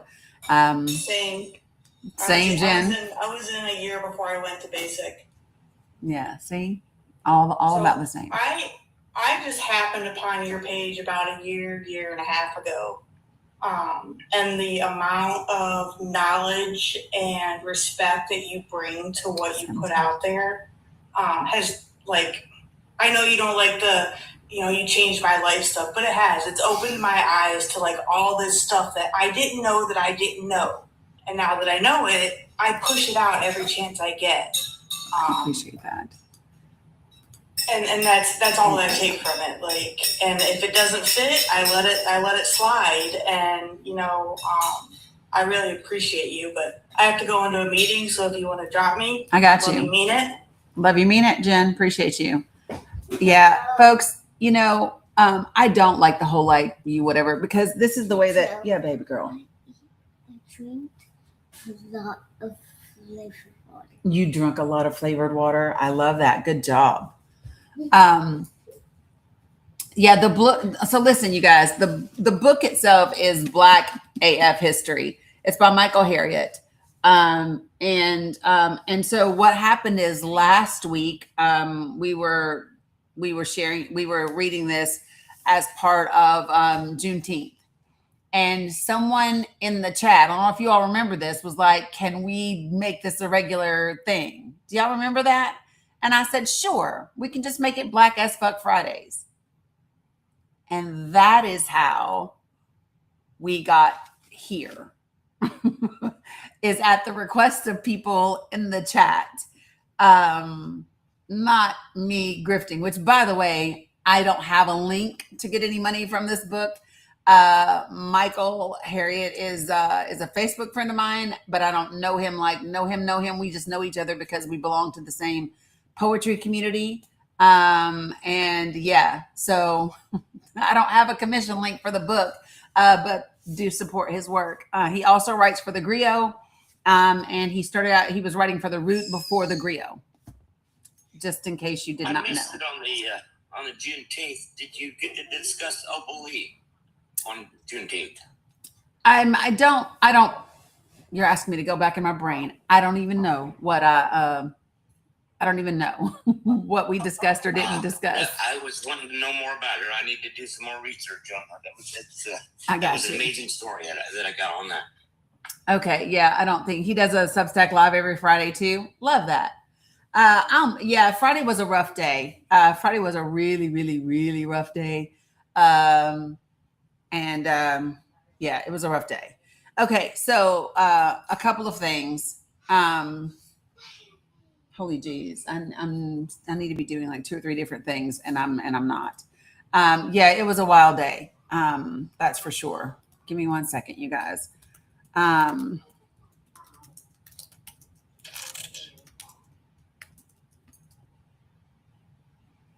right. Uno momento, folks. Okay.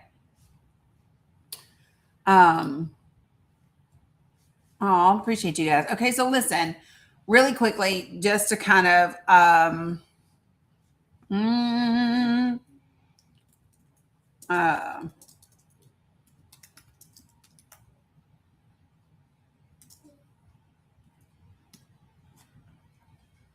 there we go. That is what I'm looking for.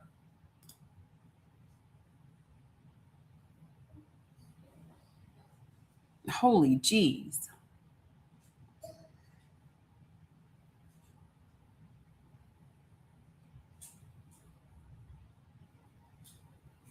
What is this for?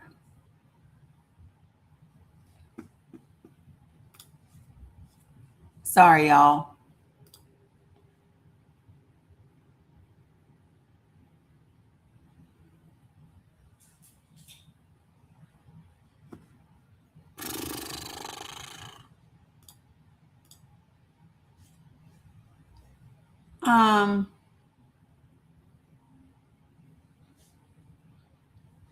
Okay, sorry. Because I'm trying to multitask and I'm sucking at it, aren't I? Give me 1 second. Dani, Yes. no negative self-talking, ma'am. And we should not, as women, apologize for shit that we have no business apologizing for, ma'am. You're amazing, so you don't need to apologize anymore. I'm going to remute myself now, ma'am. Yeah. I can,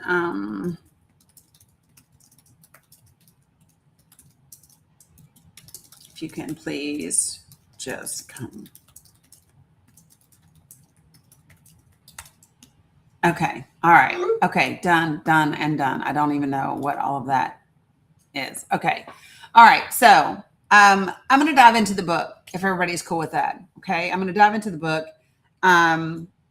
Ignore the folks in the chat that want to be disruptive. Let me just say this. If you are black or white or any fucking thing else, I don't care if you are rainbow colored with glitter in your hair, and you dislike me or what I do or whatever, feel free to exit.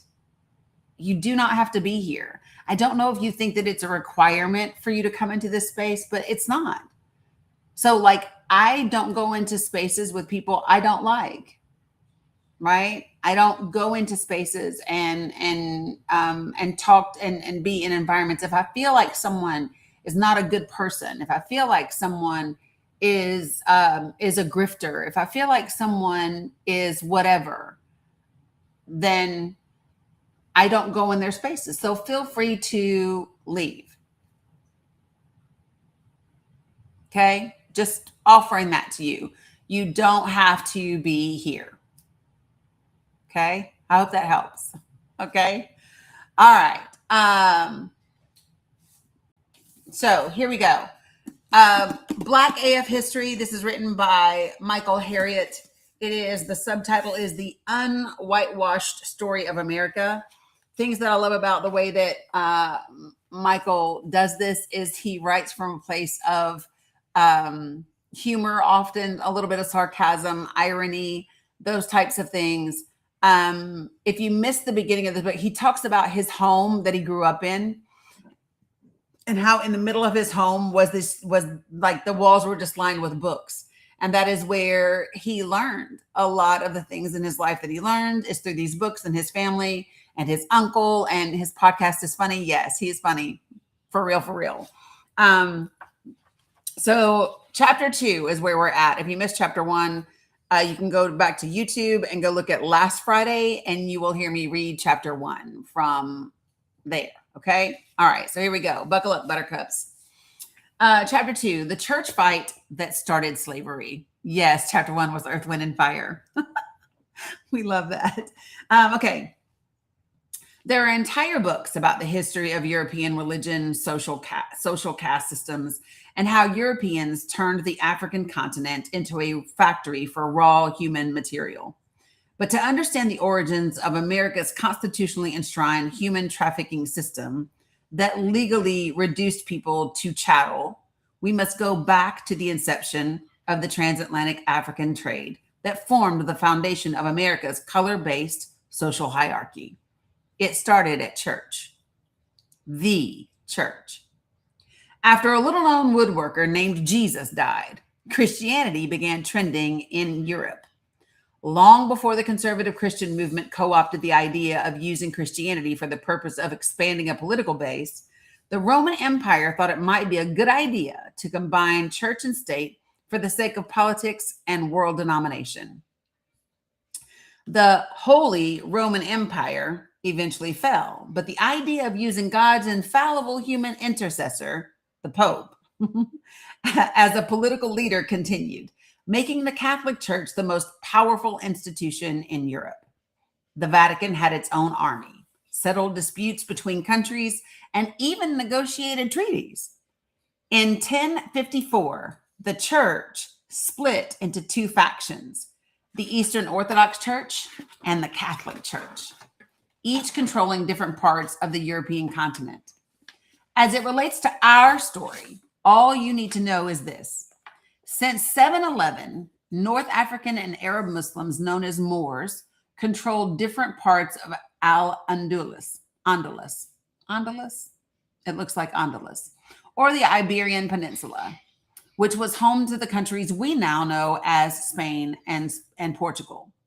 To get control of their respective homelands, Spanish and Portuguese nobles assured the Pope that the Latin Church would see an increase in tithes and offerings if the church supported the Reconquista, the 400-year-old struggle to rule the Iberian Peninsula.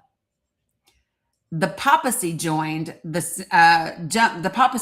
the chance to expand its territory and gain some revenue, because when haven't they? So in 1123, Pope Calixtus proclaimed that the Reconquista, I don't know why I'm having trouble with that word today, was part of the Crusades, a series of religious wars to control the Holy Land and make non-Christians disappear.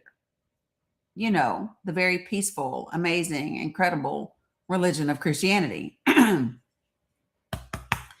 During this constant conflict between the Christian and Islamic kingdoms, Africans, Eastern Europeans, and Asians were all subject to varying forms of servitude.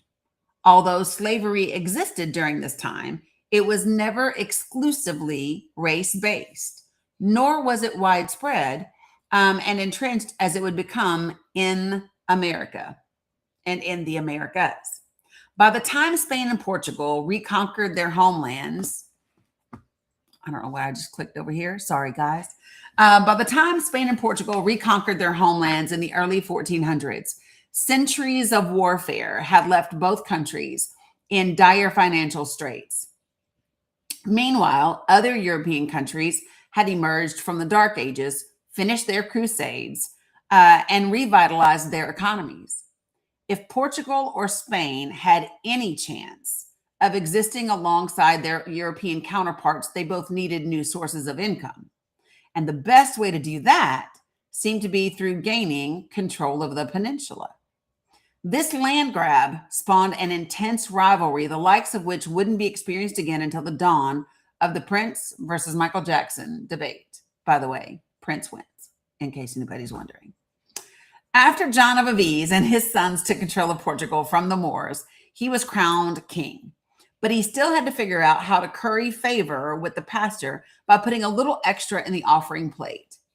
Because Portugal was essentially a new country, they didn't have a great credit score and their options were limited.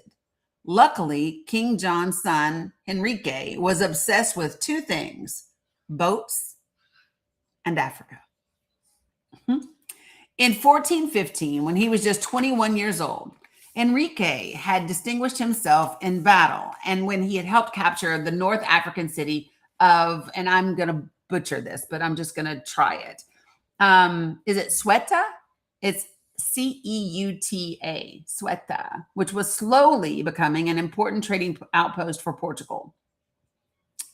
After the siege, Henrique heard stories that Africa was rich in gold, treasure, and unsophisticated Africans. Imagine that. I love that, Gums. Hank wasn't even thinking about the slave trade at the time, right? He just had a simpler idea. Instead of expanding their territory through warfare, what if they found new, unexplored territories and just took the resources and the land from the African savages?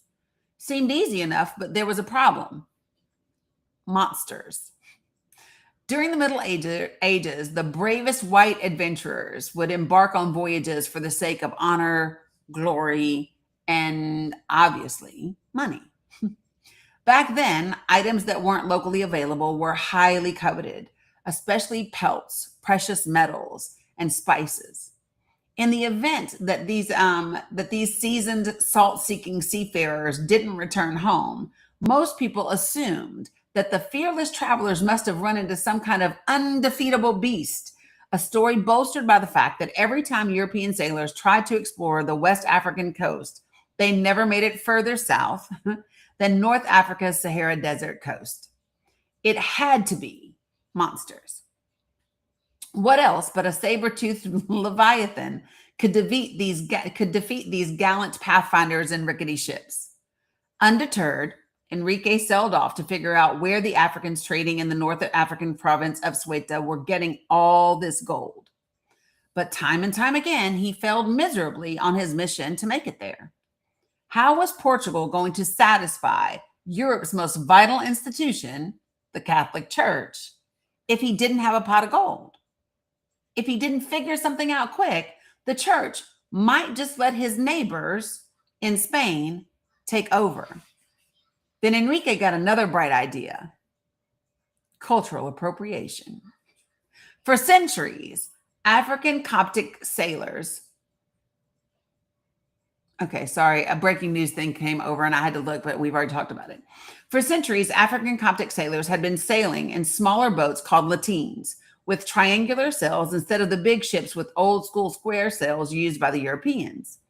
Enrique asked one of his African servants captured during the Reconquista how to build these ships and avoid the sea beasts.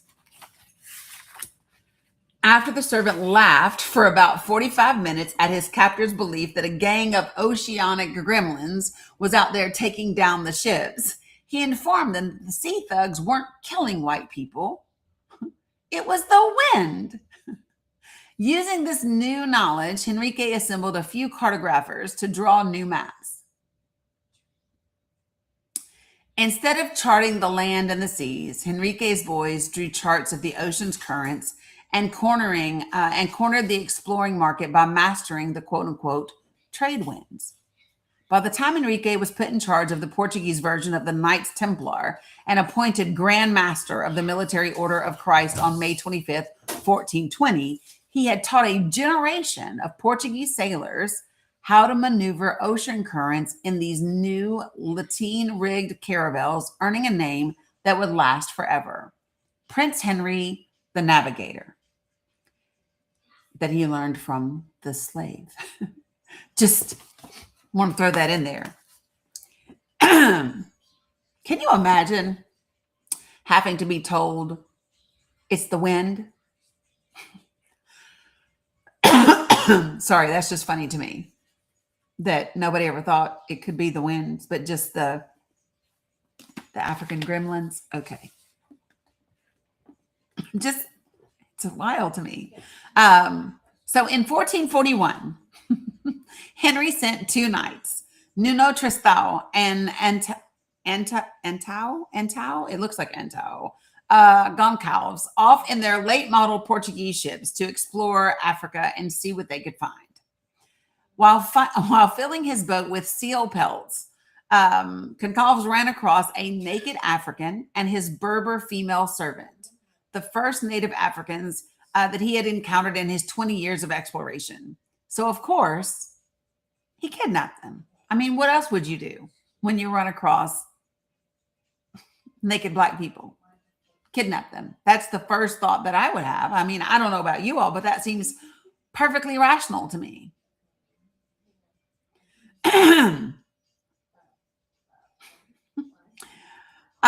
So when Goncalves met up with Tristão's boat, the two decided to see if this new African servant, who just happened to be with them, could interpret the unclothed Black prisoner's language and tell them where the gold was. The captured African basically told his kidnappers that he wouldn't be driving a camel if he knew where to find gold. He pointed the knights toward a nearby fishing camp, and the sailors took 10 Africans this time, including the chief, figuring one of them had to know how to find some gold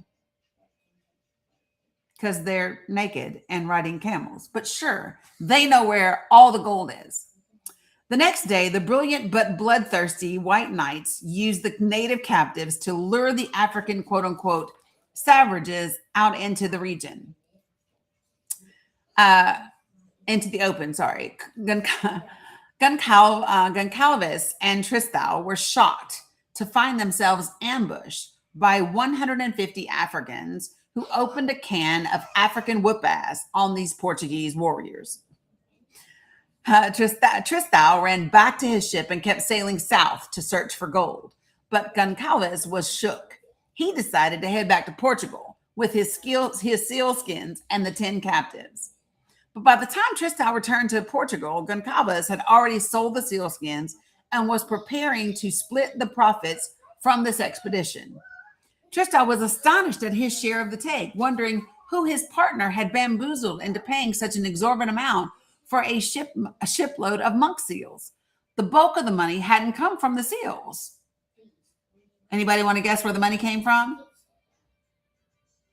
If it wasn't from the seals skins, where did most of the money come from? What did he sell? Came from he sold the African men.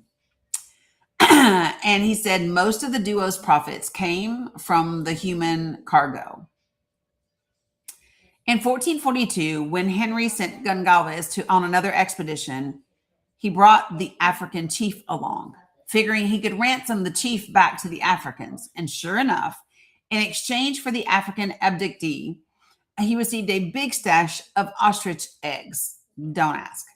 A small amount of gold dust and an ox hide shield. Finally, an African negotiator brought out 100 men, women, and children in a parade and allowed Goncalves to choose any 10 in exchange for the chief. The next year, he returned.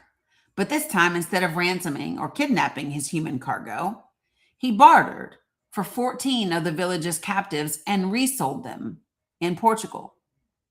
In 1444, the Portuguese discovered it was easier to barter for their human cargo than capture them, because then you might have to deal with the African whoop-ass. And with that started an entire new economy, one of stealing human souls. Tristão and Goncalves go down in history as the first Europeans to purchase Africans from Black slave traders and resell them in Europe. When Henry heard about the sale, he was no longer interested in the ostrich eggs, the sea pelts, or the spices. He wanted to know more about this people trading thing. But Henry hadn't cleared this practice with the church and didn't know what the Pope would think. Sure, I mean, they had quote unquote enslaved Moors and Jews and non-Christians during the Crusades, but That was like a military thing. It wasn't like a pure cash grab. When explaining his rationale to the church, Prince Henry would argue that technically he wasn't an enslaver because true Christians would never do that.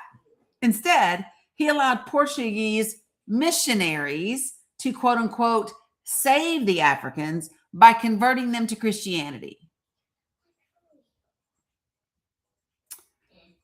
The argument worked. By 1446, more than 30 Portuguese ships had filed applications with Prince Henry for people stealing licenses.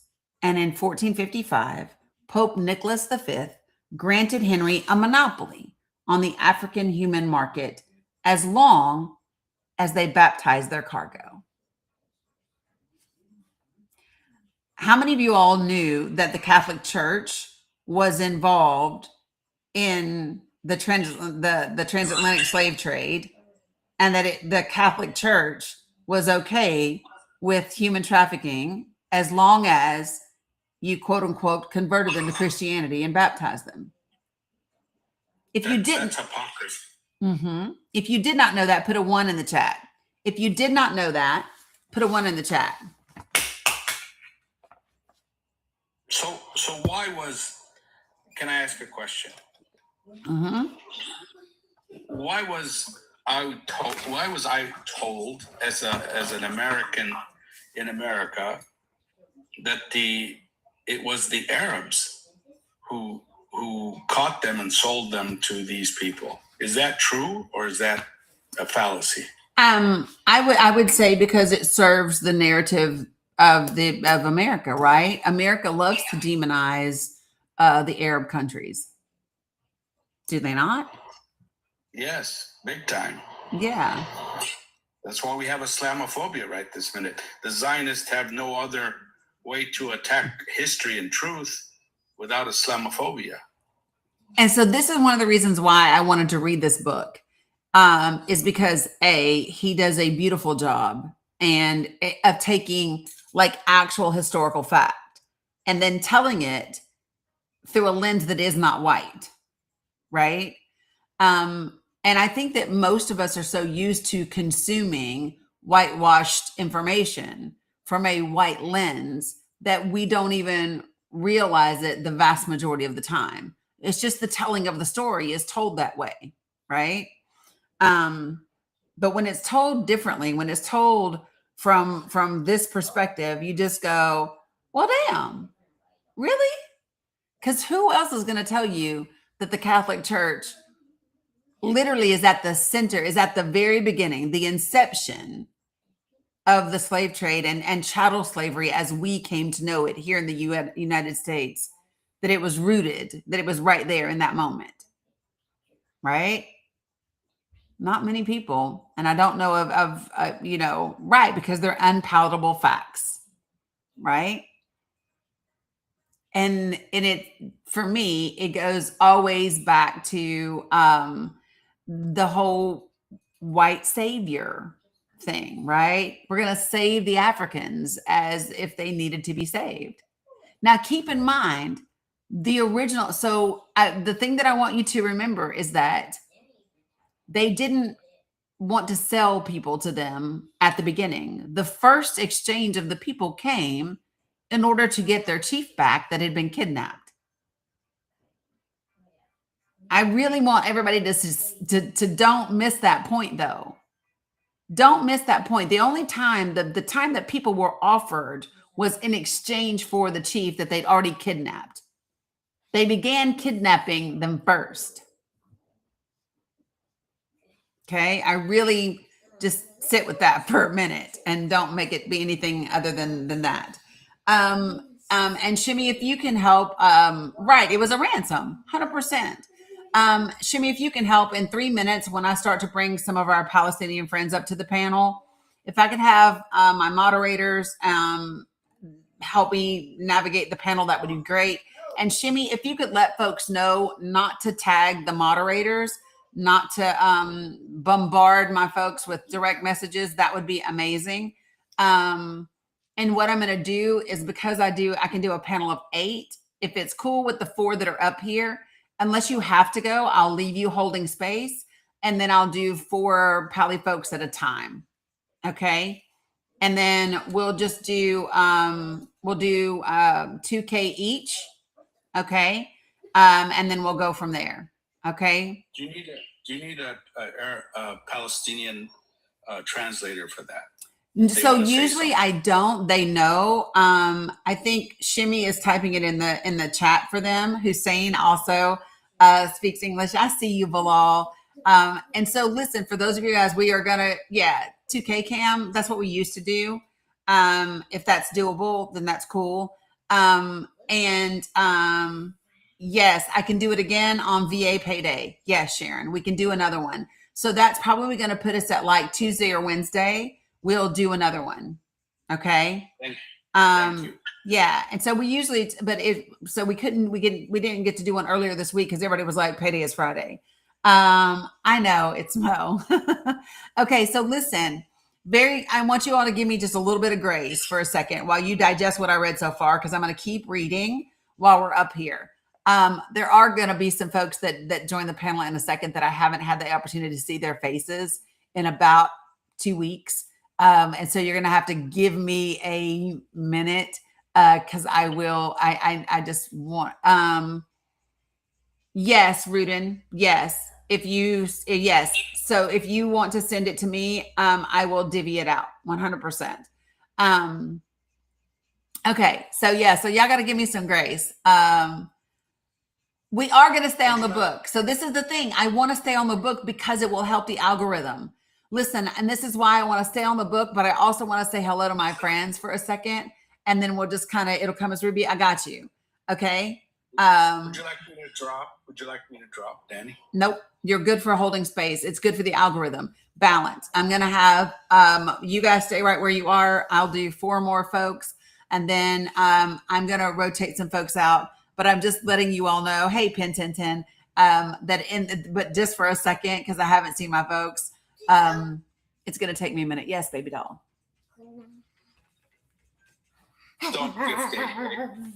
So it's going to be the next 4 boxes that I pull up, guys. Yeah, baby girl. Yes, you may. Okay, so I'm going to fix things up just a second, folks. Give me 1 minute while I fix my my boxes. And I don't want that. I don't want that. Stop. I don't want that. TikTok, stop. Jesus. I was doing the most.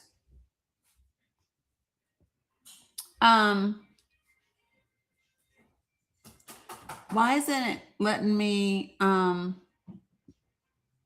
you know how I normally get to see if it's 8 folks or whatever?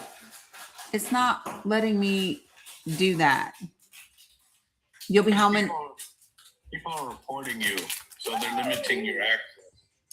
There you go. Yeah. That'll work. Yeah, no. Is that what I got now? Yes. Okay. I just wanted to get all my boxes. There we go. Okay, perfect. Okay. And so mods, help me out. Anybody that can help me out with timers, and that sort of thing, that would be amazing. Okay. So, thank you. Shukran, Shimmy. I'm just going to start, hitting things. I got you, baby girl. 1 second. Oh, hold on. Alaikum salam. Hi, Bilal. Alaikum. Hella, Raja. I am missing. Oh, there she is. Miss you, Dani. Miss you guys.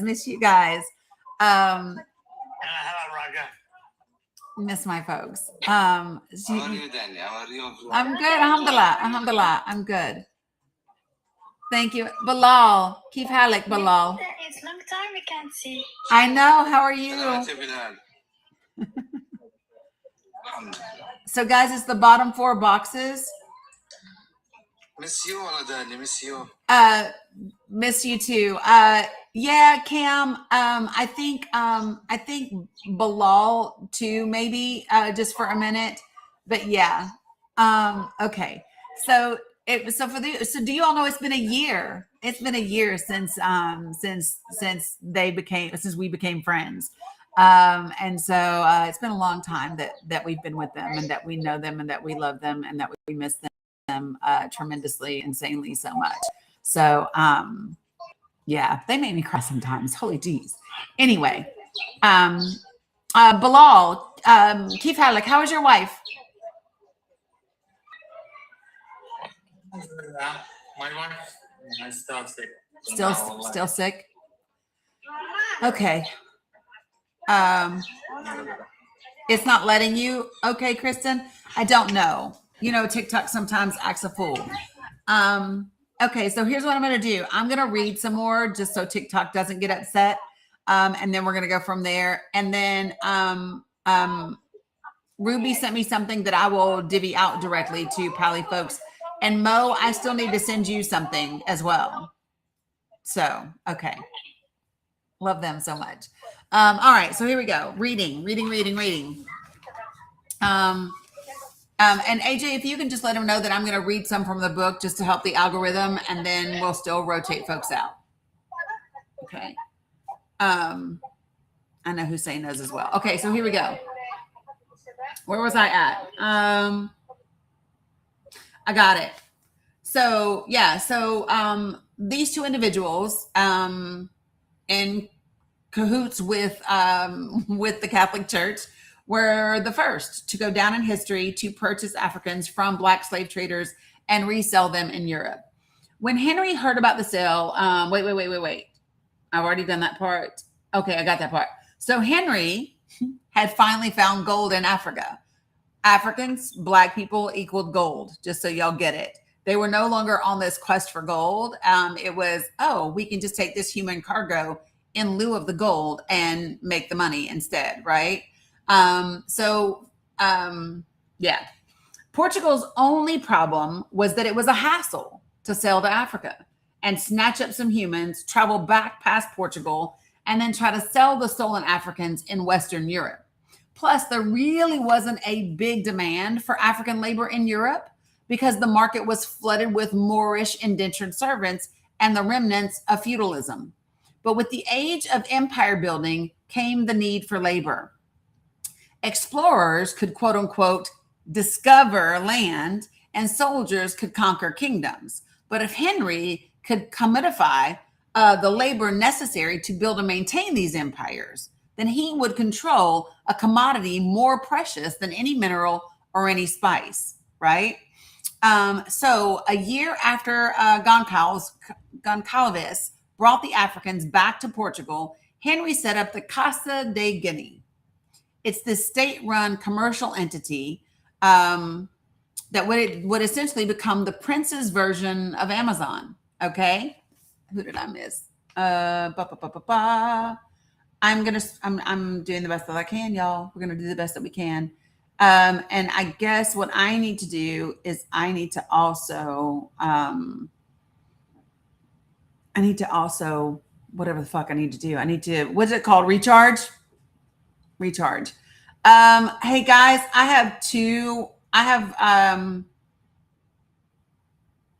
have a fake, there's a fake one in here. And I hate that, but it does exist. There are people that fake accounts pretending to be people because they know that we know them. Mo, Yes, can I talk to Mo? He'll tell us who it is. Yeah, so one of them dropped because he saw that he was beside the other one. He was beside the person he was imitating, and so he dropped. So I saw him.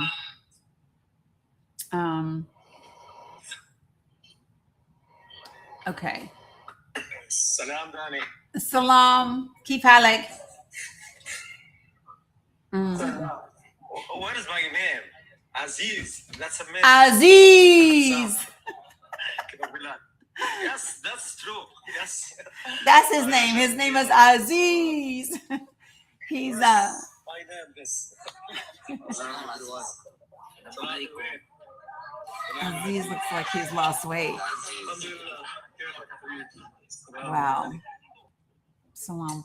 يا جماعة الخير داني بدها تقرأ دفتر على تاريخ أمريكا مع إذا هي بتقرأ لا تكلموا وانت هي بتقرأ من فضلكم شكرا. I told them that when you're reading they shouldn't open their mics. They accept. I saw Bilal do this. I saw. Okay, I'm also recharging coins real quick. Give me a sec. Recharge. I'm multitasking. Sorry, guys, but it's okay. I'm trying to navigate both things. 715.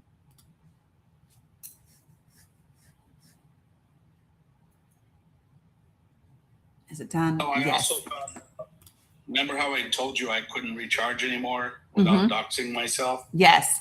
I found that TikTok is glitching so hard. It actually let me take about 5,000 coins. So I gave it all to my Gaza guests. I was love so that. Excited. I know it was so funny that it was glitching and it let me do it without doxing myself. It was hilarious. That's amazing. We love that. So can you do me a favor? I know that Bilal will understand what I'm about to say, and I wish I could say it in Arabic, but I can't. I don't know how. But so listen, somebody sent me something to send, and so So Raja, do you have a working link now? Raja. Raja, أنت معك link في البروفايل? It's good now? Okay, come on. Yeah, he does. I He have has a link. link. Okay, good. Because I have link. Dani? Yes. Okay. Yeah, because his other one he couldn't use for a minute. Okay, so I have something. I have something for Raja and Bilal and Mohammed OS and I forget who the fuck else. I got a message to divvy it up, so I'm gonna send it via the link. Okay, Bilal. Okay, Raja, via link. Okay, amazing. I know. Thank you, Scotty, for the reminder. Yes. Okay. It's about to get crazy out here in this request. It is absolutely. Yeah. Don't thank me. But you're welcome. Don't thank me, but you're welcome. Because it ain't me. I also don't see Wadmi. I don't know if she's good or whatever, but just so that you guys know, I don't see her. If anybody else sees her, let me know. Okay. Let me do this. Oh my gosh, Wasim looks so different. Alhamdulillah. How are you, Sister Dani? I'm good, Zena. How are you? I am good. How about your health? How about your health? Like, it's better.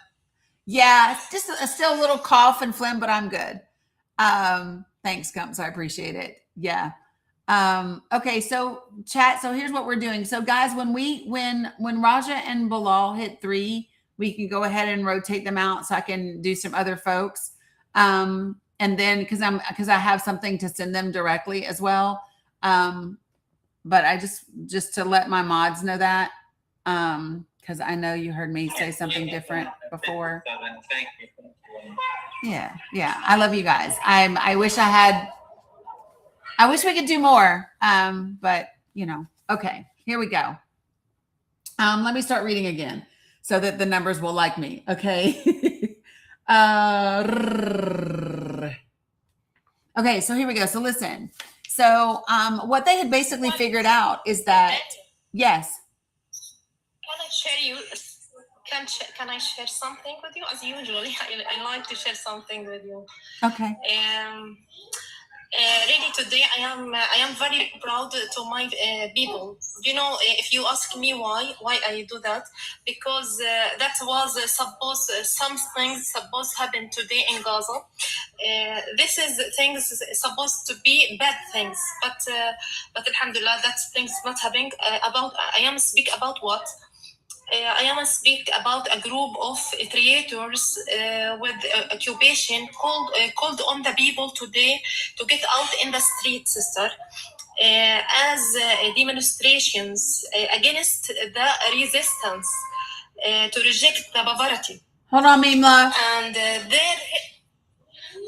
their heading goals is create chaos inside Gaza. This is the heading goals for these things.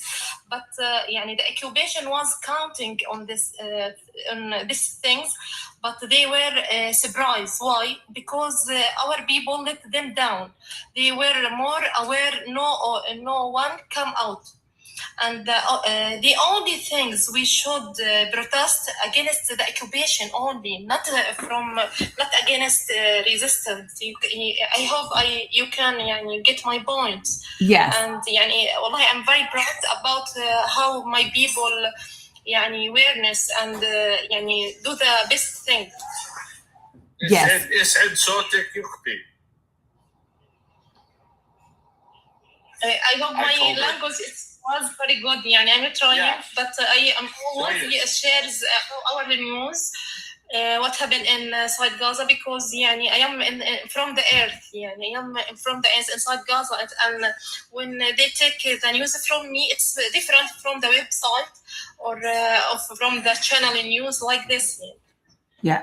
Yes, the Zionists were advertising that there's protests in Gaza against the resistance, which is now you're hearing it from somebody on the ground, which is completely fabricated, and they are panicking. Dani? They're panicking about us being able to understand what is going down on the ground. Look.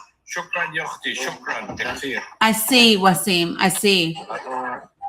So Look, the school. That's the school. The school, Dani. The school. that's the school, Wasim. That's the school. Yeah. Wasim, send me a Dani, wallah, that's school. Look. Wasim, send me a picture. Can somebody tell Wasim to just send me a picture of the school on WhatsApp? This is called Alaska, my friend. In the North Gaza. In the North Gaza, it's the cold Alaska. Destroyed from the Air Force.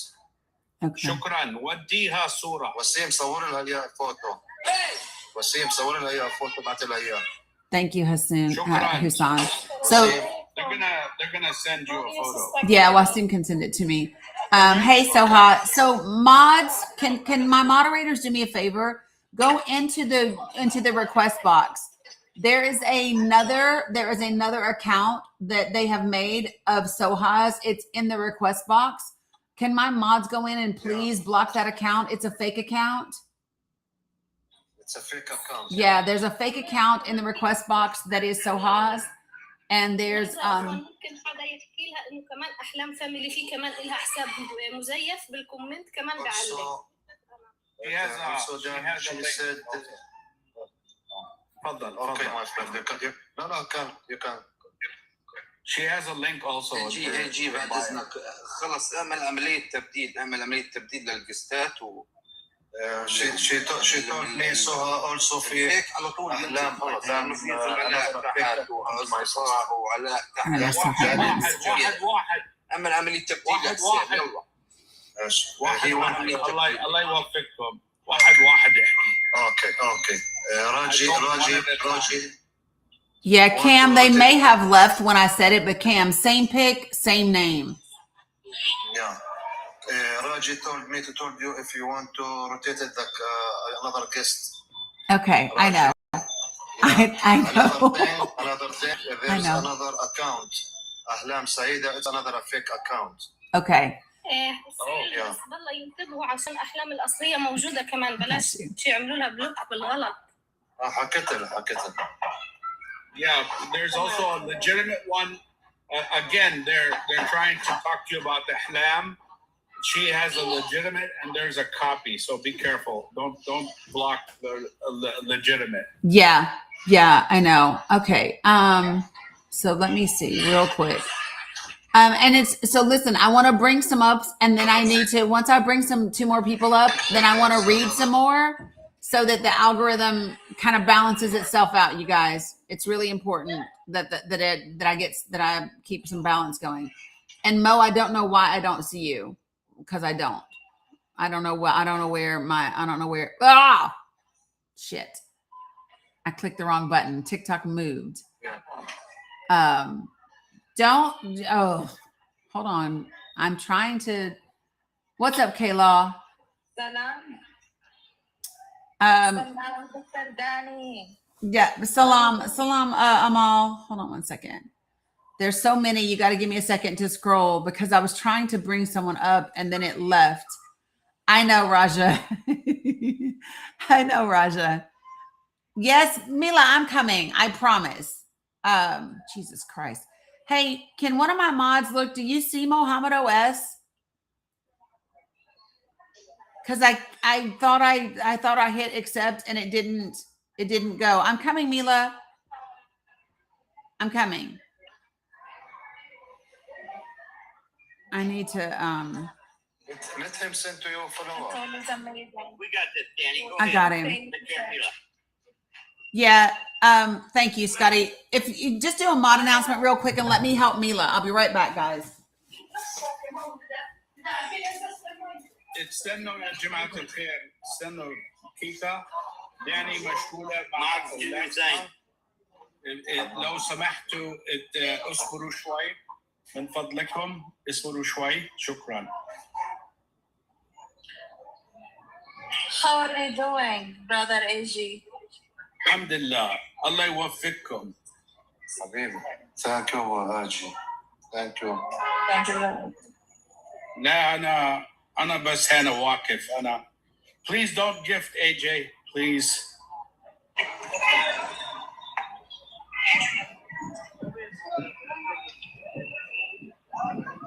السلام عليكم. Hello Danny, how are you? أهلا وسهلا. داني مشغولة. محمد داني ما شاء الله، الله يخلي لك. سلامات كيف الحال؟ محمد اصبر شوي، داني مشغولة. اصبر كيف.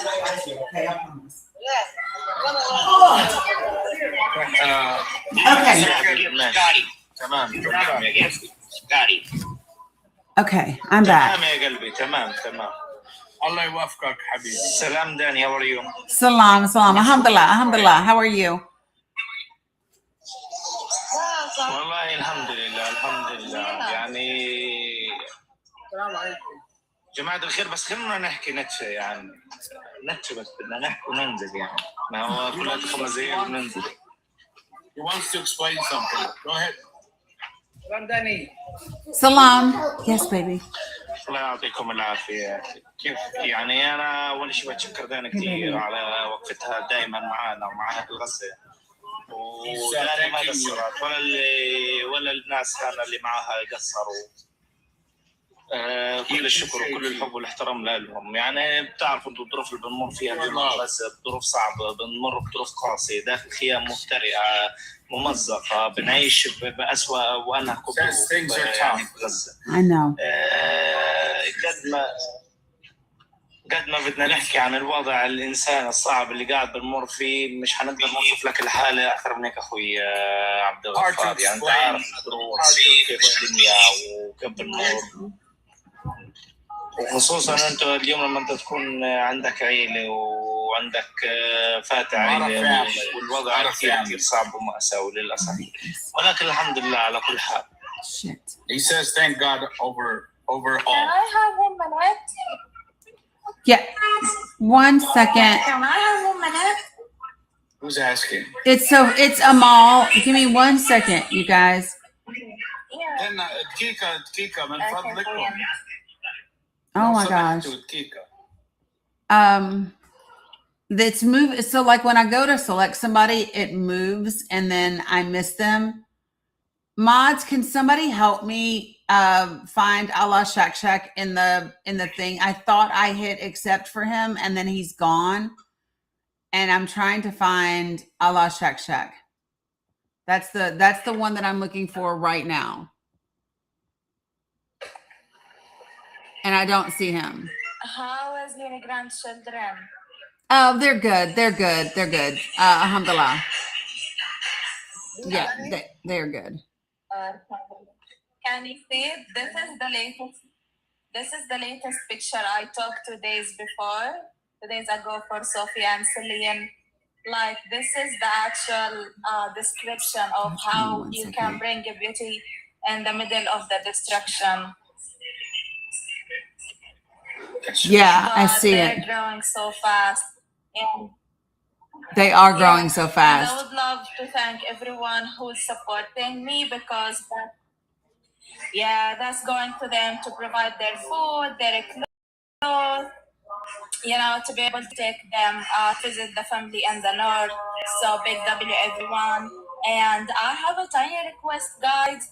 There is in my bio, you can get Sophia chocolate bars. If you get some chocolate, you're gonna be happy about the chocolate.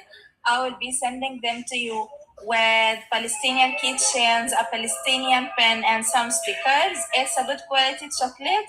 And at the same time, I will be able to provide to my daughters and to my coming baby, inshallah. It's a girl, Dani. It's a girl. It's another girl. Hi, Osama. Hi, Osama Habibi. Can I get? Can somebody message Allah Shak Shak and tell him to come back? Because I'm trying to find him, and I think he's gone. I don't know. There he goes. I see him. At least I saw the picture. Hold on one second. So, folks, listen. And if you're asking, I want to just say something to everybody. Okay, I know that everybody in Gaza needs help. I know that. I would love to help every single person in Palestine. There are also people that I know that have health conditions and that have certain situations, and I just know. So, for example, Allah Shak Shak, I know that he has a heart condition. I know that he needs to get out of Gaza. I know that they're not letting him out. I know he needs treatment. I know that Hussein also has cancer. I know he has a tumor in his throat. So when they are here, I know that everyone needs help. I also am looking, if I know that there's a specific need and a specific thing, into Galabi, Osama, you know what I mean? I'm trying to make sure that I get those folks. So I understand that everybody needs help and we're going to get to as many people as we can. I also want you all to understand that some of them I just know about specific things. And so I'm trying to do the best that we can to make sure that those folks get help. Okay. So just so everybody gets it, we're doing the best we can. Can I tell El Shak Shak something? Sure. El Shak Shak. في مستشفى. السلام عليكم. عليكم السلام. إذا تقدر تعبر على القاهرة على مصر في مستشفى الفلسطينية في القاهرة. هذا خصوصي. المشكلة من غزة. المشكلة أنا معي التحويل ومش قادر أطلع من غزة. He says he has paperwork, but he can't get through the border. Right. And I told him about the Palestinian hospital in Cairo. The PA actually pays for anything that the Palestinians have problems with, especially major problems like his. So I was just explaining to him that he says he understands, but he can't get through the border. They're making it very difficult. Yep. Yeah. I knew that he had paperwork. He just could. They've even tried getting him like at the WHO, getting someone to help because he is a member of Palestinian Press. And so you would think that that they would be able to do something to help, but they haven't been able to do that. So folks, listen, do me a favor. Yeah, appreciate you, whoever did that. So big W to the gifters. Thank you all for helping out. For those of y'all who are just joining, I'm going to continue to read Black AF history as well. We have been scheduling this this panel for folks that are in Palestine for a week. And so I want to make sure that I go ahead and host this and navigate this for folks so that they have an opportunity to get some assistance. Okay. Appreciate you. Okay, Kristen. Would you like me to tell them to mute? Yeah, that would be great. يا جماعة الخير داني تطلب تحطوا ميوت بدها تقرأ كتاب. شكرا. Thank you. Okay. All right. So let me see. Marianne.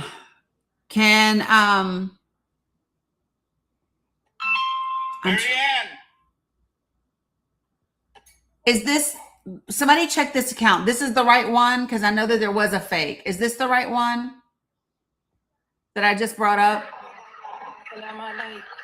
Alaikum salam. Is this the right one, you guys? Somebody tell me and make sure that if I didn't get it right, I'm trying.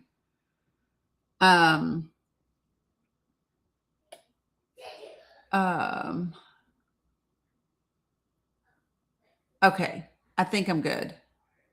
Yeah, I think I'm good. Okay. Awesome and amazing. Okay. So, so we're doing 2K and rotating out, folks. So I appreciate your patience with me. I swear I'm going to get back to reading in just a second. In just a second, I'm going to get back to reading. Is this the Alaikum salam.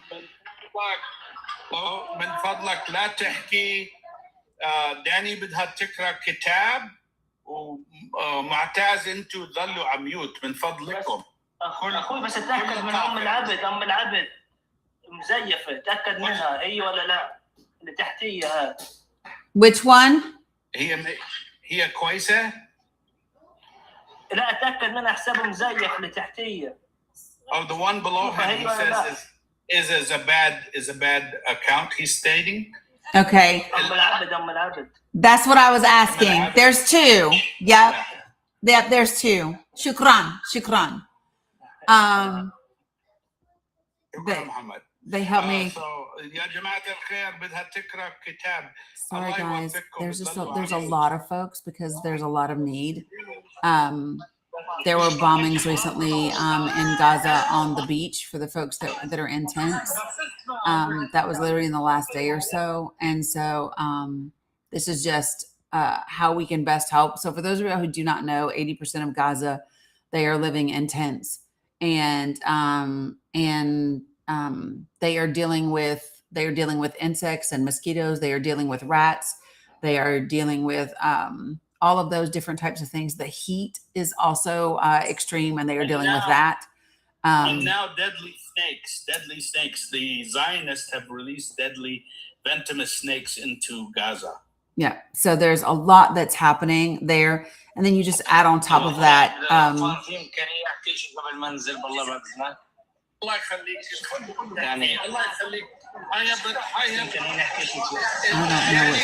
داني بتعطيكم كل شيء. انا النت عندي مقطع عشان هيك انا مش سامع. انا خليك على الميوت من محمد دخيل الله. خليك على الميوت. بدها تحكي داني بدها تحكي. شايف شو بصير؟ بسكتوك. خليها تحكي من فضلكم. I told her please stay mute and so you can talk. Thank you. Shukran. Raja, can you take a look and tell me if there's anybody else? Because I'm trying. Oh, I see Radwan. Okay.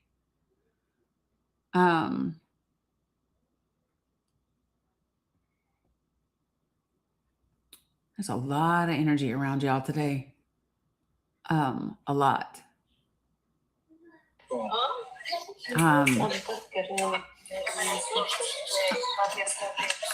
Salam, Radwan. Salam.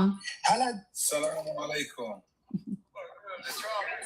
Oh, alaikum salam. Keep halak. Alhamdulillah, أنا بخير. سلم على عمتك ولا سلم على عمتك. كيف حالك؟ أنت بخير؟ Oh, alhamdulillah, habibi. He called you auntie. I love that. Siti. Yeah. سيتي. كيف حالك يا سيستي؟ Oh, alhamdulillah, habibi. Keep Halleck. Grandma, that's beautiful. You are awesome, Dani. Thank you. Yeah, these are our folks. So can I check with the chat? Chat, can you guys salam Mamdo. Chat, Danikins, can y'all let me know how we're doing on coins? And that way I know, because I've got one more spot. If I do this one more spot, do we have enough to finish everybody at 2K?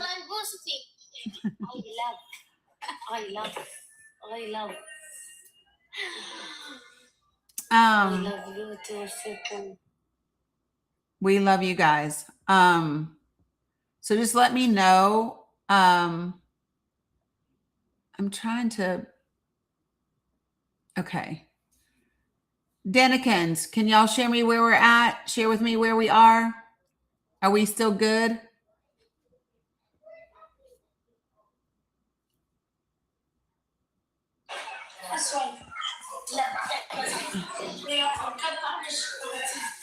Okay, let me put him on mute.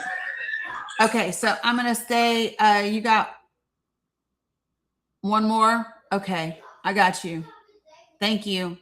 Thank you, guys. Thank you, Aline. Thank you, Be Action. Appreciate you guys.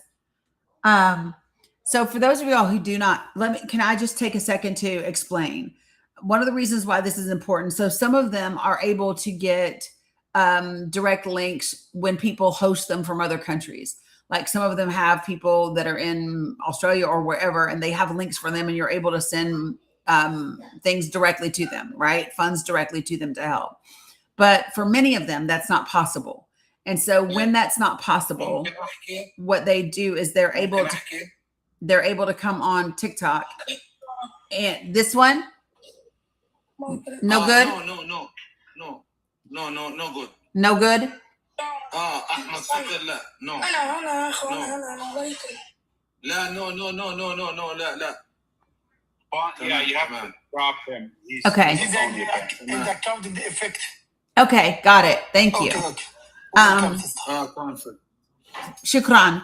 And so what they're able to do is when they come on TikTok, they are able to take those TikTok coins and they're able to withdraw them.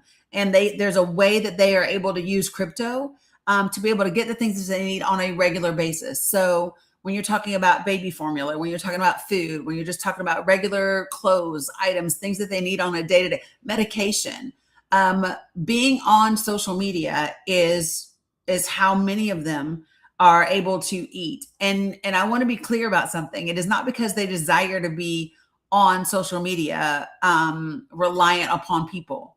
I really want people to understand this. 80% of the country is intense, right? So the jobs that they used to have, Mohammed OS's dad used to work in a hotel and loved it. And beautiful facility, beautiful hotel. It no longer exists, right? So the ability for people to be able to go to work and to provide for their families and to do what they do, it doesn't exist. And so I know that it quote unquote might be quote unquote inconvenient in the middle of Black AF Friday, but you know what? We will be the fuck okay. When we get done running this Pally panel, I'll pick up this book and we will continue to read. And then I'll be able to take my daughter and my granddaughters and I'll be able to go to the grocery store and get what we needed to get, because that's the privilege that I have at this moment that they do not have. So I appreciate everybody's patience. And I just want everybody to understand why we do Pally panels and what the reason is, and that it is, and that there's a need. And so just so everyone understands that that's what this is about, you know. In this space 2 weeks ago, we helped do a fundraiser for Patrice. She was going to the Congo and back to the orphanage where she was raised, and she left there in 2008. And so I don't know if you all saw, but she put up video. I reposted it. And so she's made it there. And so the fundraiser that we did for them is helping children that are in the Congo. And so, you know, there are one more, please. Carla, what'd you say? One more, please. Okay, I got you, Scotty. Thank you guys. And this is always the challenge. I think I've done there. Look at that. Look at the universe just going ding. Salam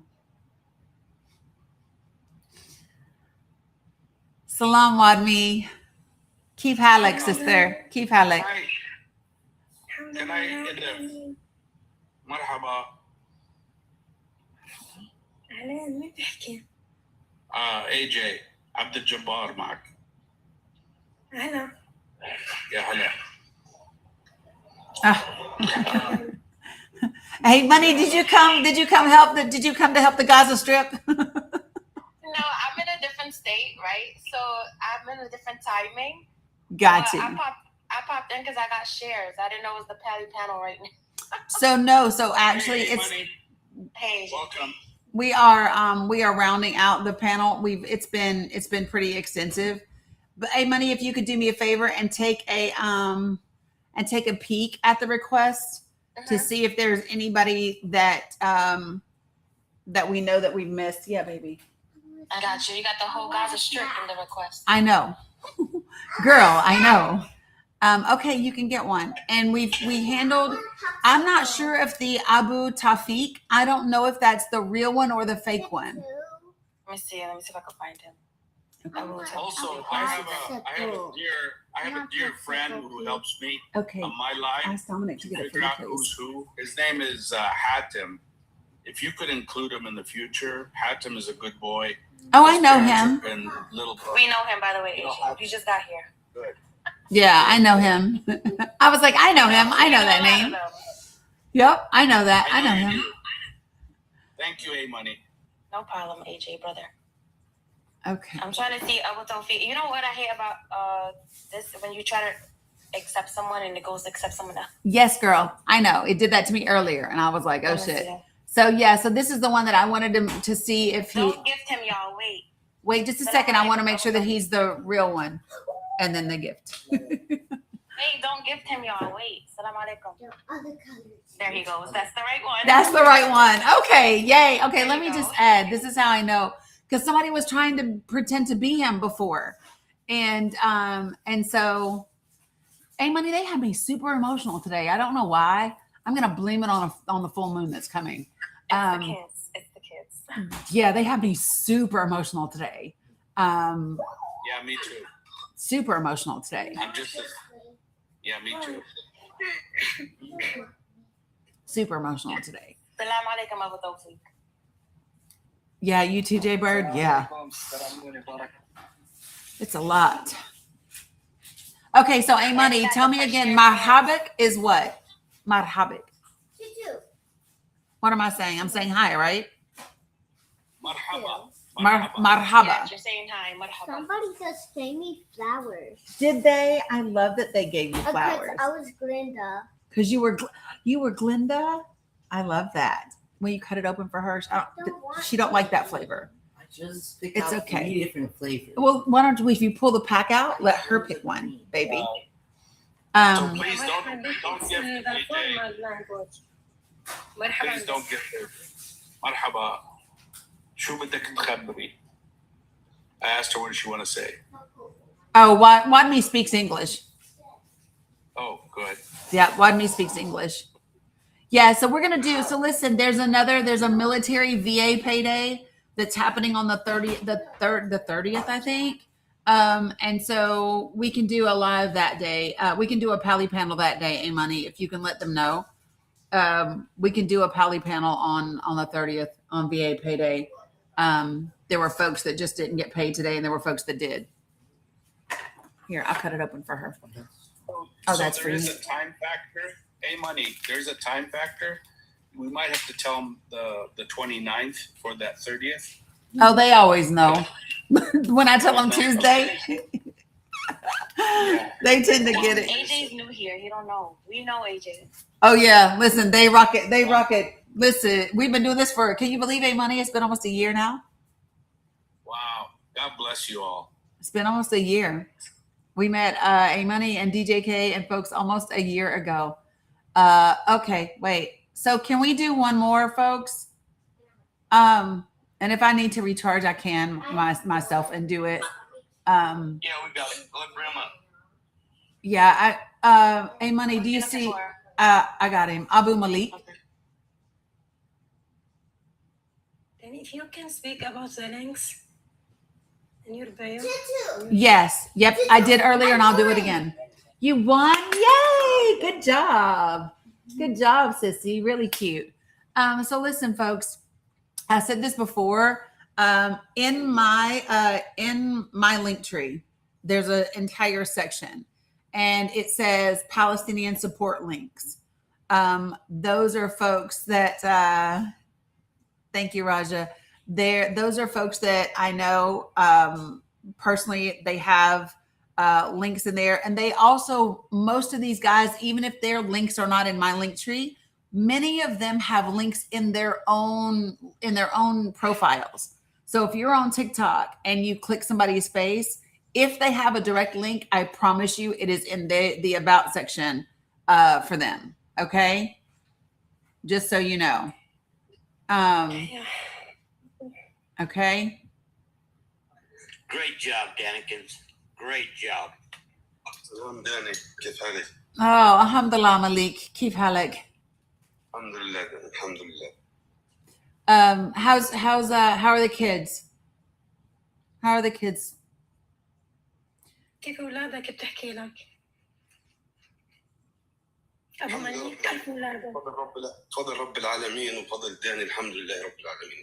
فضل رب العالمين وفضل داني الحمد لله رب العالمين. They're okay, alhamdulillah. Okay. Can you ask him how his son's fractures healed? Did they heal okay? ابنك كيف وضعه؟ تشافى ولا؟ الحمد لله اليوم 22. الحمد لله رب العالمين 22 اليوم. Today is 22, he said. Wow. Okay.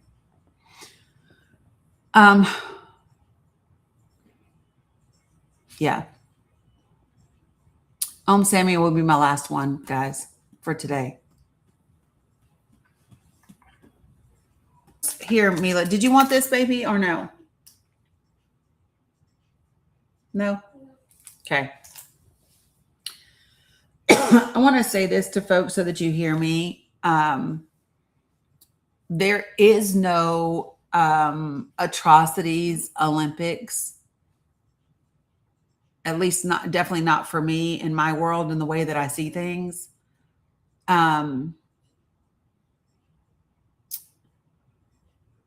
There is no need to try to compete or to draw comparisons between Gaza and the West Bank and Sudan or Congo or Haiti or Cuba or anywhere else.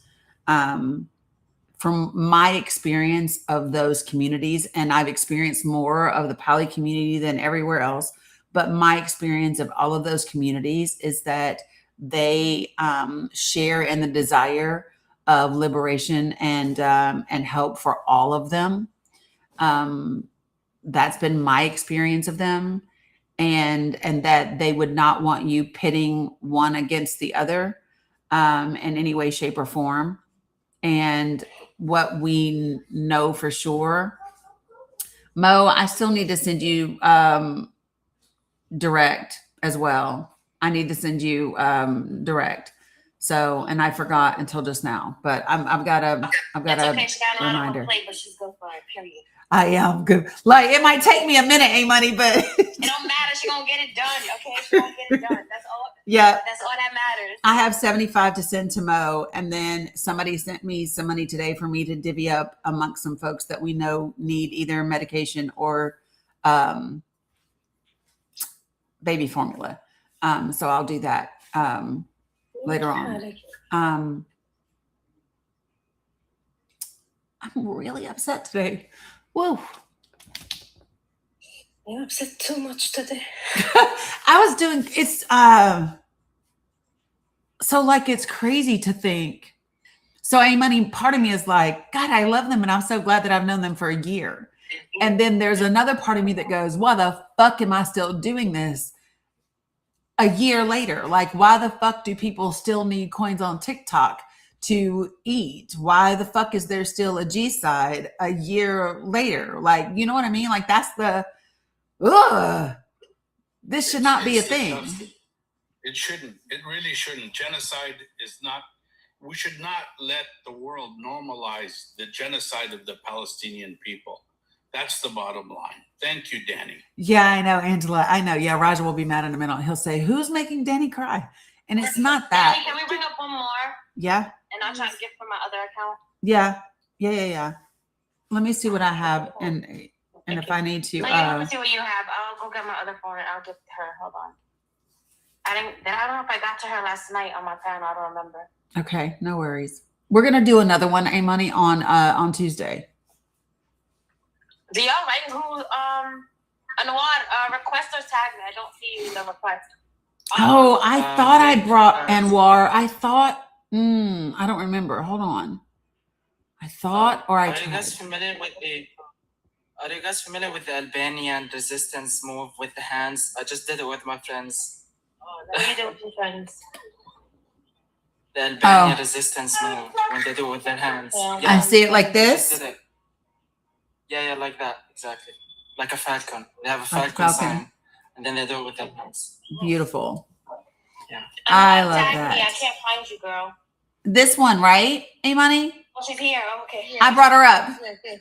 Thank you, Dani. How are you? Yeah. Alhamdulillah. I was waiting the panel. I was waiting the panel for 3 days, and every day I come to خلص هي شانتين وحبيبتي خلص.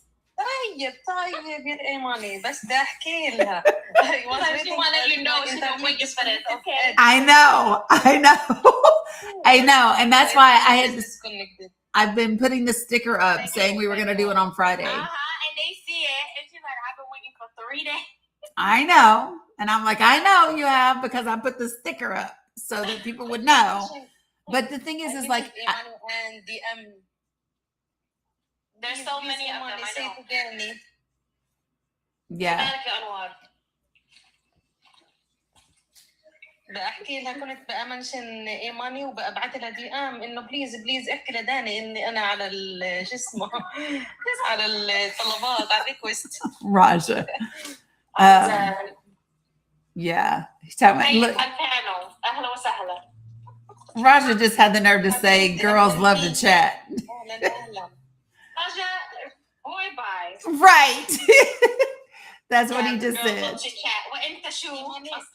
Well, he ain't lying. No, hold excuse me. Right. داني حاجة نعم. إيماني بدي أفرجيكي أنت وداني حاجة على البانل. Okay. Okay. She said she wants to show us something. Okay.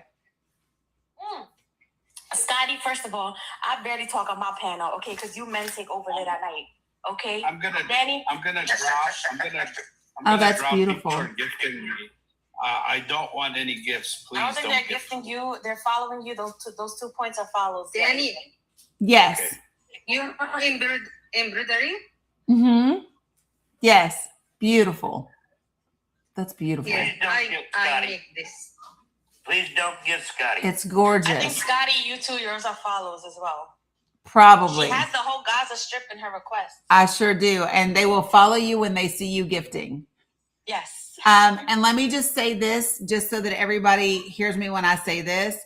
Do not, hold on. I'm sorry, y'all. I got to do one more. And if I can carry this one all by myself if I need to, it's okay. But this is one that Abu Saraj brought to my attention. So listen, let me just say this, folks, just so y'all get this. When you get follows and you do not have to, respond to direct messages, I recommend that you probably don't, unless you are prepared and ready for what may come as a result. Okay.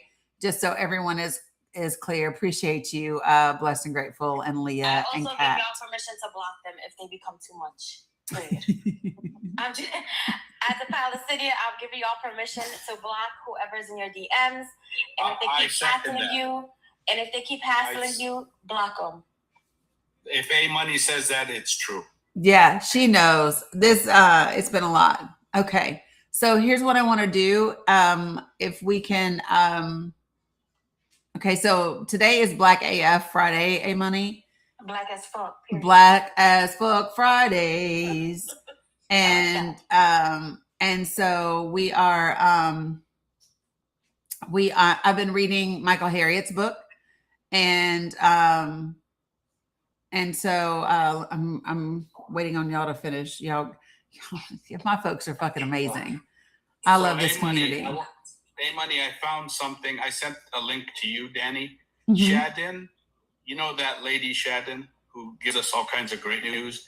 She discovered a really disgusting club of billionaires, Zionists, who are planning a August meeting in Dublin. So that's Peter Thiel's. That's Peter Thiel's group. Yeah, they meet every year. This is their annual thing. But it includes people that are in government, people that are in the Senate, people that are in huge corporations, all the above. Yeah, exactly. Thank you. That's all I wanted to know. Yeah, you are welcome. You are welcome. Okay, so That's not the skull and crossbones, is it? Don't make me lie. They discovered it by accident. Well, I think somebody hacked it. Hold on. I think somebody actually hacked to get access to the email. Yeah, Shimmy, that would be amazing. You can put it in text, and A Money, if you can let them know that we will do another Pally panel on Tuesday. Your comment section for just 2 I minutes. saw you. Okay, I just 2 minutes. I know, because it's a lot. السلام عليكم يا أهل غزة. رح ترفع كمان ناس when? Like next week maybe? I don't know. Tuesday. Tuesday? Yeah. How do you say Tuesday? I forgot how you say Tuesday. How do you say Tuesday, AJ? I forgot. يوم الثلاث. يوم الثلاث. يا ثلاثة لنا أربعة. Yes. السلام عليكم يا أهل غزة. بدها تسوي كمان panel يوم الثلاث. So بدها ترفع كمان ناس اليوم. سوت على سوت الناس هي سوت اليوم. واليوم الثلاث رح تسوي كمان. It never works anyway, but you know. I know, but it's worth trying. So listen, and so Amal, I don't know if you're still in here or not, but Mo, if you're in here, you can tell Amal. Steph over on YouTube said that she just got the chocolate that you sent, Sophia. And she said it's Tony Chocolonely, which is not only delicious, but it's also ethically sourced. So she got the chocolate. Those are good. I ain't gonna lie. They're hella thick too, by the way. Holy jeez. Yeah, that would be right up Mila's Avenue.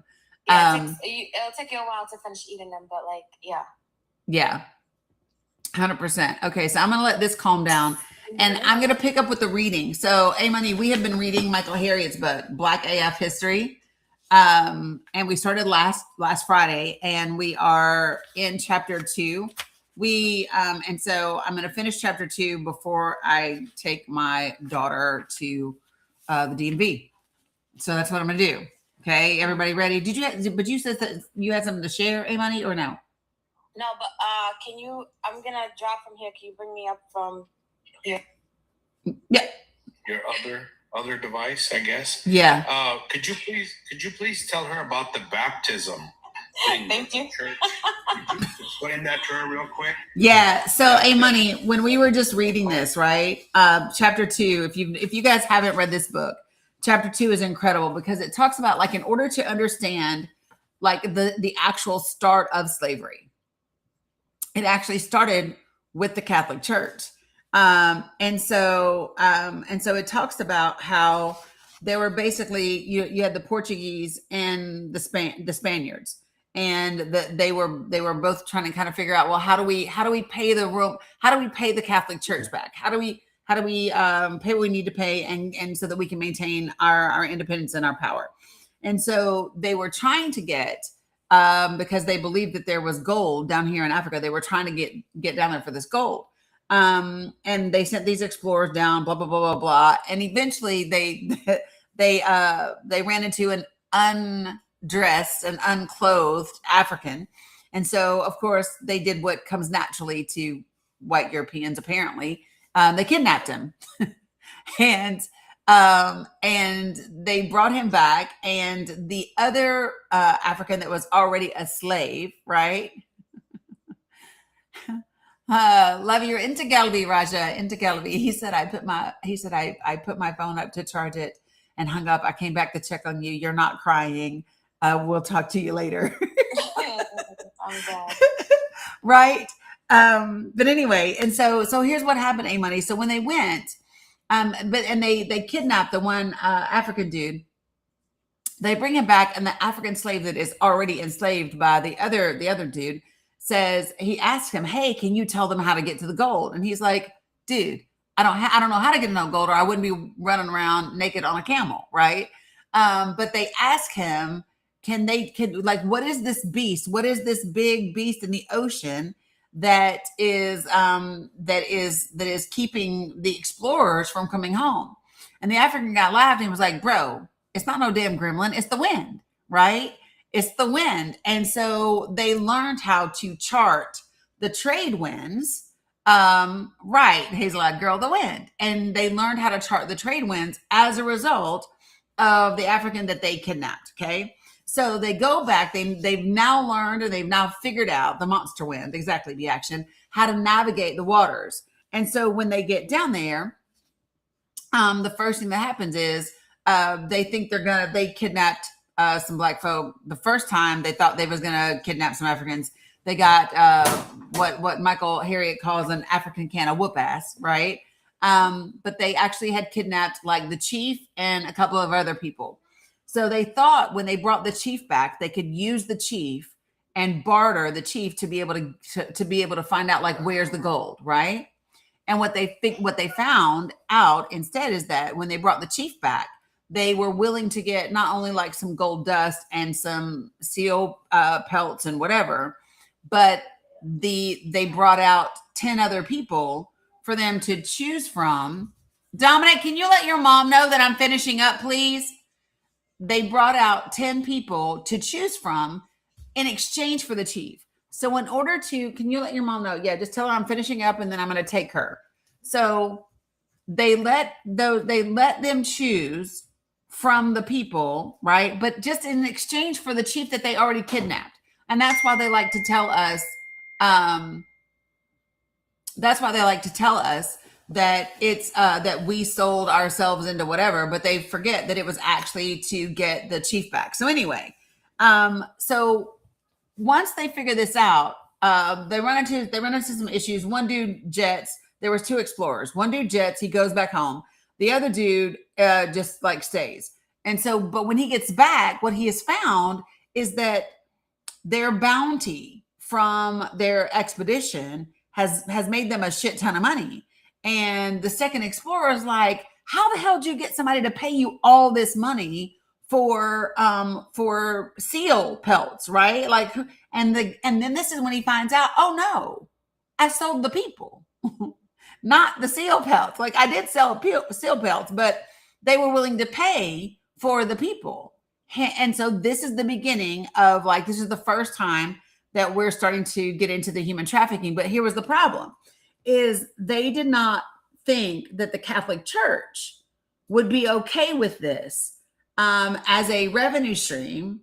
And so they dressed it up because, they've always been good at messaging, right? And so they dressed it up. And what they told the Catholic Church was, well, listen, we're saving these Africans and we're converting them to Christianity. So as long as they baptized the people that they kidnapped and the people that they bought, then the Catholic Church said, "Oh, okay, well then we can do slavery," because it's not really slavery, right? It is saving them and converting them to Christians. And so that's slavery. Yeah. And so Recognizing a religion as usual. Yes, 100%. And so now we are on, where are we at now?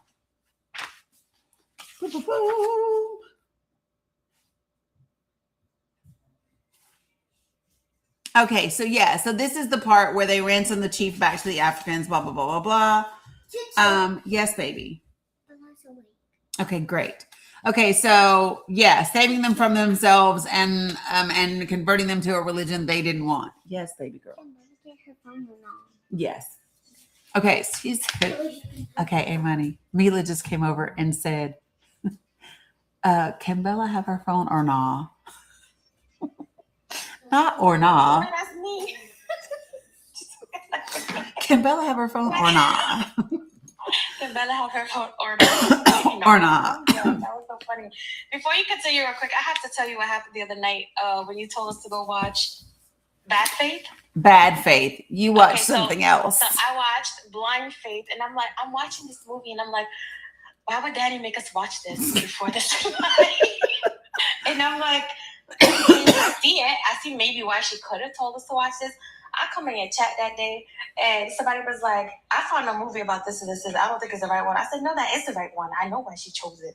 It was so funny. No. Bad Faith. BAD. Bad Faith. That is the one. Okay, so what am I looking for right now?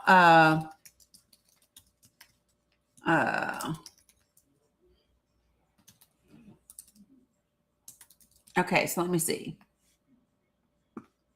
Not now. And Dominic, can you tell her it doesn't close until 5? But anyway, okay. I'm trying to balance and do the most, and everybody needs me to do the things, and I'm trying. Okay, so here we go. All right, so listen. Let me get a drink of water. Scotty. Thank you, Dani. You're welcome. Thank you, sir. Somebody answer Titus there, will you? Does he watch Blind Faith or not? Yeah, I don't know. Hey, Money, have to tell him about that. I don't know. Hey, Mimi, can you get Tutu some water, babes, please? Okay, here we go. You ready, y'all?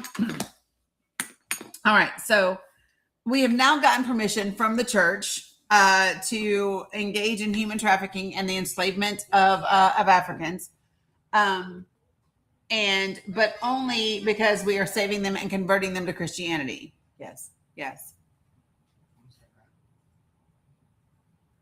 I know, and I will make it happen. Tell her I only need 26 minutes, and then I am done.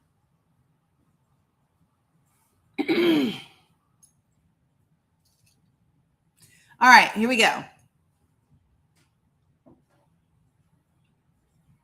Okay, so listen. So Portugal continued to rule the seas. Yeah. Hatim is asking you something. Yeah, Hatim. Yeah, I think AJ said something about that. Yeah, and I think A Money had told him we were going to do Tuesday. If he can come on Tuesday when the rest of the folks get paid, that would be amazing. Say that again. حاتم يوم الثلاث تعال على يوم الثلاث أنا حكيت لهم إن رفعوك الله يخليك الله يوفقك حبيبي. Thank you, Money. Thank you, Dan. Yeah, 100%. I told Hatem on Tuesday. I don't know why they're not listening. What happened? Shimmy, what you want me to do, Shimmy? I think she wants us to bring up Hatem. I said if you want to help him, you can bring him up. I can help him. Okay. Shimmy wants these Friday Hasanat. No, girl. I love you, girl. I do this every day, all day, okay? I know you do. What's Wednesday? Hatem's story is all day, okay? I know you do. Hatem's story is all day, okay? During the G side, he had 3 kids. Now he only has 1. 2 of them were unalived during this G side. He is one of the people that went viral holding his kid in his arms when they unalived him. He only has 1 left, and the one that he has left is in the hospital and needs a lot of surgery. Wow. I think something wrong with I think it was his eyes or something. I don't remember exactly, but yeah, that's his story. Wow. Yeah, I didn't know that. I just know. I found out about it last week. 2 weeks ago. It was my first time meeting him as well. So I got it. I just knew the name, but I didn't know his story. Yeah, because he's in the chat all the time and nobody knows his story. So that one day I finally brought him up. He opened his camera, showed me his kids, and 2 of them that were unalived, and the one that's still surviving. And yeah, basically, he sends me all the documents in my DMs as well. By the way. Okay, got it. Wow. Crazy work. W Shimmy. Oh. There he is. That's W the baby Shimmy. that's left standing. been in and out of the hospitals. He's just a child, but yeah. Yeah. Bless it. Yeah, I know we dropped to 200 cents. It's okay. It's because we did Pally for so long, and I don't care. It's fine. It's fine. It's fine. It's fine. It'll be fine. Okay. بليز وين أنا سراج العصب البصري ضارب عنده لا يرى شيئا. فقدت 2 من أطفالي عمر وأمير 8 سنوات و4 سنوات. والآن سراج يحتاج إلى جلسات علاج طبيعي مكثفة. عنده شلل نصفي وعنده اللهم صل على سيدنا محمد الشبكة البصرية ضاربة عليه لا يرى. يحتاج إلى مدرسة خاصة للكفيفين ولا إعادة تأهيل يعني. عمره 3 سنوات لسه. كان رايح يجيب مكمل غذائي من النقطة الطبية في دير البلح في 10/7/2025 هو وإخوانه حتى يستطيعوا سد جوعهم. واستهدف الاحتلال المكان هذا الذي تابع إلى الإيروا والولايات المتحدة. كان سراج الناجي الوحيد من هذه المجزرة. فوق 40 واحد راحوا فيها وسراج هو الناجي الوحيد. عمره 3 سنوات. فقد بصره وفقد طفولته ولا يستطيع التحرك يعني شلل نصفي عنده. والحمد لله الحمد لله. حسبي الله ونعم الوكيل. حسبي الله ونعم الوكيل.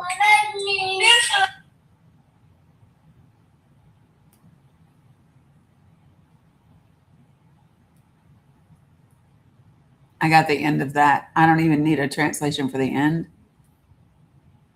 I think he said he lost one of his children. Yeah. Going food from the remember when they started the food thing with the motorcycle gang pew-pewing at him. It was disgusting. But his last words were, "Thank God that we're here and that my kids are with God." Yeah.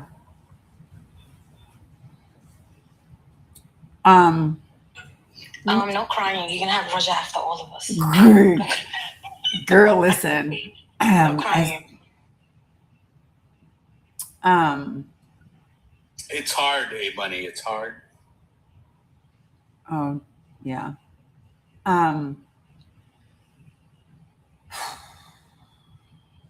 Okay. قاعد شهر على التنفس الصناعي بالعناية المركزة على البرابيش وعلى التنفس الصناعي.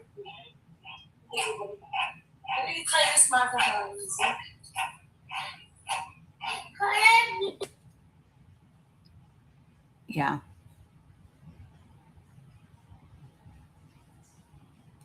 I mean, what do they think blaze means?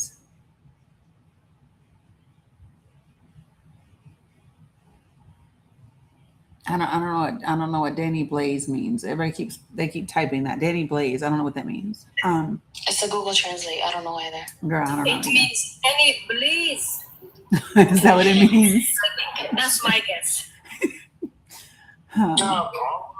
أمير شهيد. عمر أمير شهيد. Beautiful. عمر أمير. How do you say beautiful, Money? How do you say beautiful? Jamila or Hilwa? Okay, listen, don't give me 2 options. Okay. I just need one. Jamila is the best. Jamila. Yeah, it's also a name. Some families use it as a name. As a beautiful girl. Yeah, no, my cousin's name is Jamila. It means beautiful. Jamila. But yeah, those were his 2 kids that were unalive to think about last year, I think it was, or a year and a half ago. Wow. Jamila for the girl. Gamil for the boy. Thank you, Wadney. Look at you. Okay, I got it. Y'all always helping me out. Okay, here's what I need to do before my daughter has a fit. I need to take her. Y'all know the DMV closes and shit like that. I need to take her to go do something and do the DMV so that then I don't have to take her, so that she can get the new tags and stuff for her car. But I still want to finish Black as Fuck Fridays. So in my state, we do DMV on the computer. You don't have to. So no, but she has to. Yeah, no, she has to do something else first. In order to, that she has to go get something and take the paperwork and then go. If we can, oh, yeah, we all chipped in to hit the goal, Shimmy. So, big thanks to everybody. And I appreciate you, all the gifters, all the Danikins, all of the folks who show up and support, everybody that helps me be here in this way and be as helpful as we possibly can. I appreciate every single one of you. I will finish Black as Fuck History this evening. How about we come back and we'll do a Friday night live, and I'll finish reading chapter 2. And then we can go from there. How does that sound, everybody? Y'all down with that? Sounds great. Okay, that's what I will do. Thank you for recapping for A-Money. That was important, I felt. Yeah. Oh, no, it's hugely important. And I think tonight when I come back, I'll start at the beginning of chapter 2, and then read it in its entirety, like all in one shot. Okay, that's what we'll do. Yeah, A-Money, you missed it, girl. I had a biracial man come on here and tell me that I'm not Black. Not a biracial man. Yes, that was his thing. You're biracial like me. You're not Black. So was he not Black? No, he says he's not Black. He's biracial. Oh. And he said like half Black, half white. It is, but he said, but oh yeah, listen, he was abusive. He was, you're not Black. You're and then said, you just grift off Blackness. And I said, explain to me how. I mean, my skin color Black, the fuck. And I said, there you are, still doing the work of white people. I can't believe how long identity crisis and a chip on his shoulder. So he was a case. Yeah. Big time. Thank you, Scotty. That was awesome. He was weird. I've never heard somebody rant like that. So mega. Oh, he was so mega. He was very hateful, A-Money, but he was, I said, what is it that you don't like about your own Blackness? What's wrong with you? I'm not Black. And he's down. Now, don't get me wrong. He sounds like Carlton. So he might have a reason to be mad, because he sounds like Carlton and he's biracial. So He sound like Carlton. What was yes. his name? Dum Dum?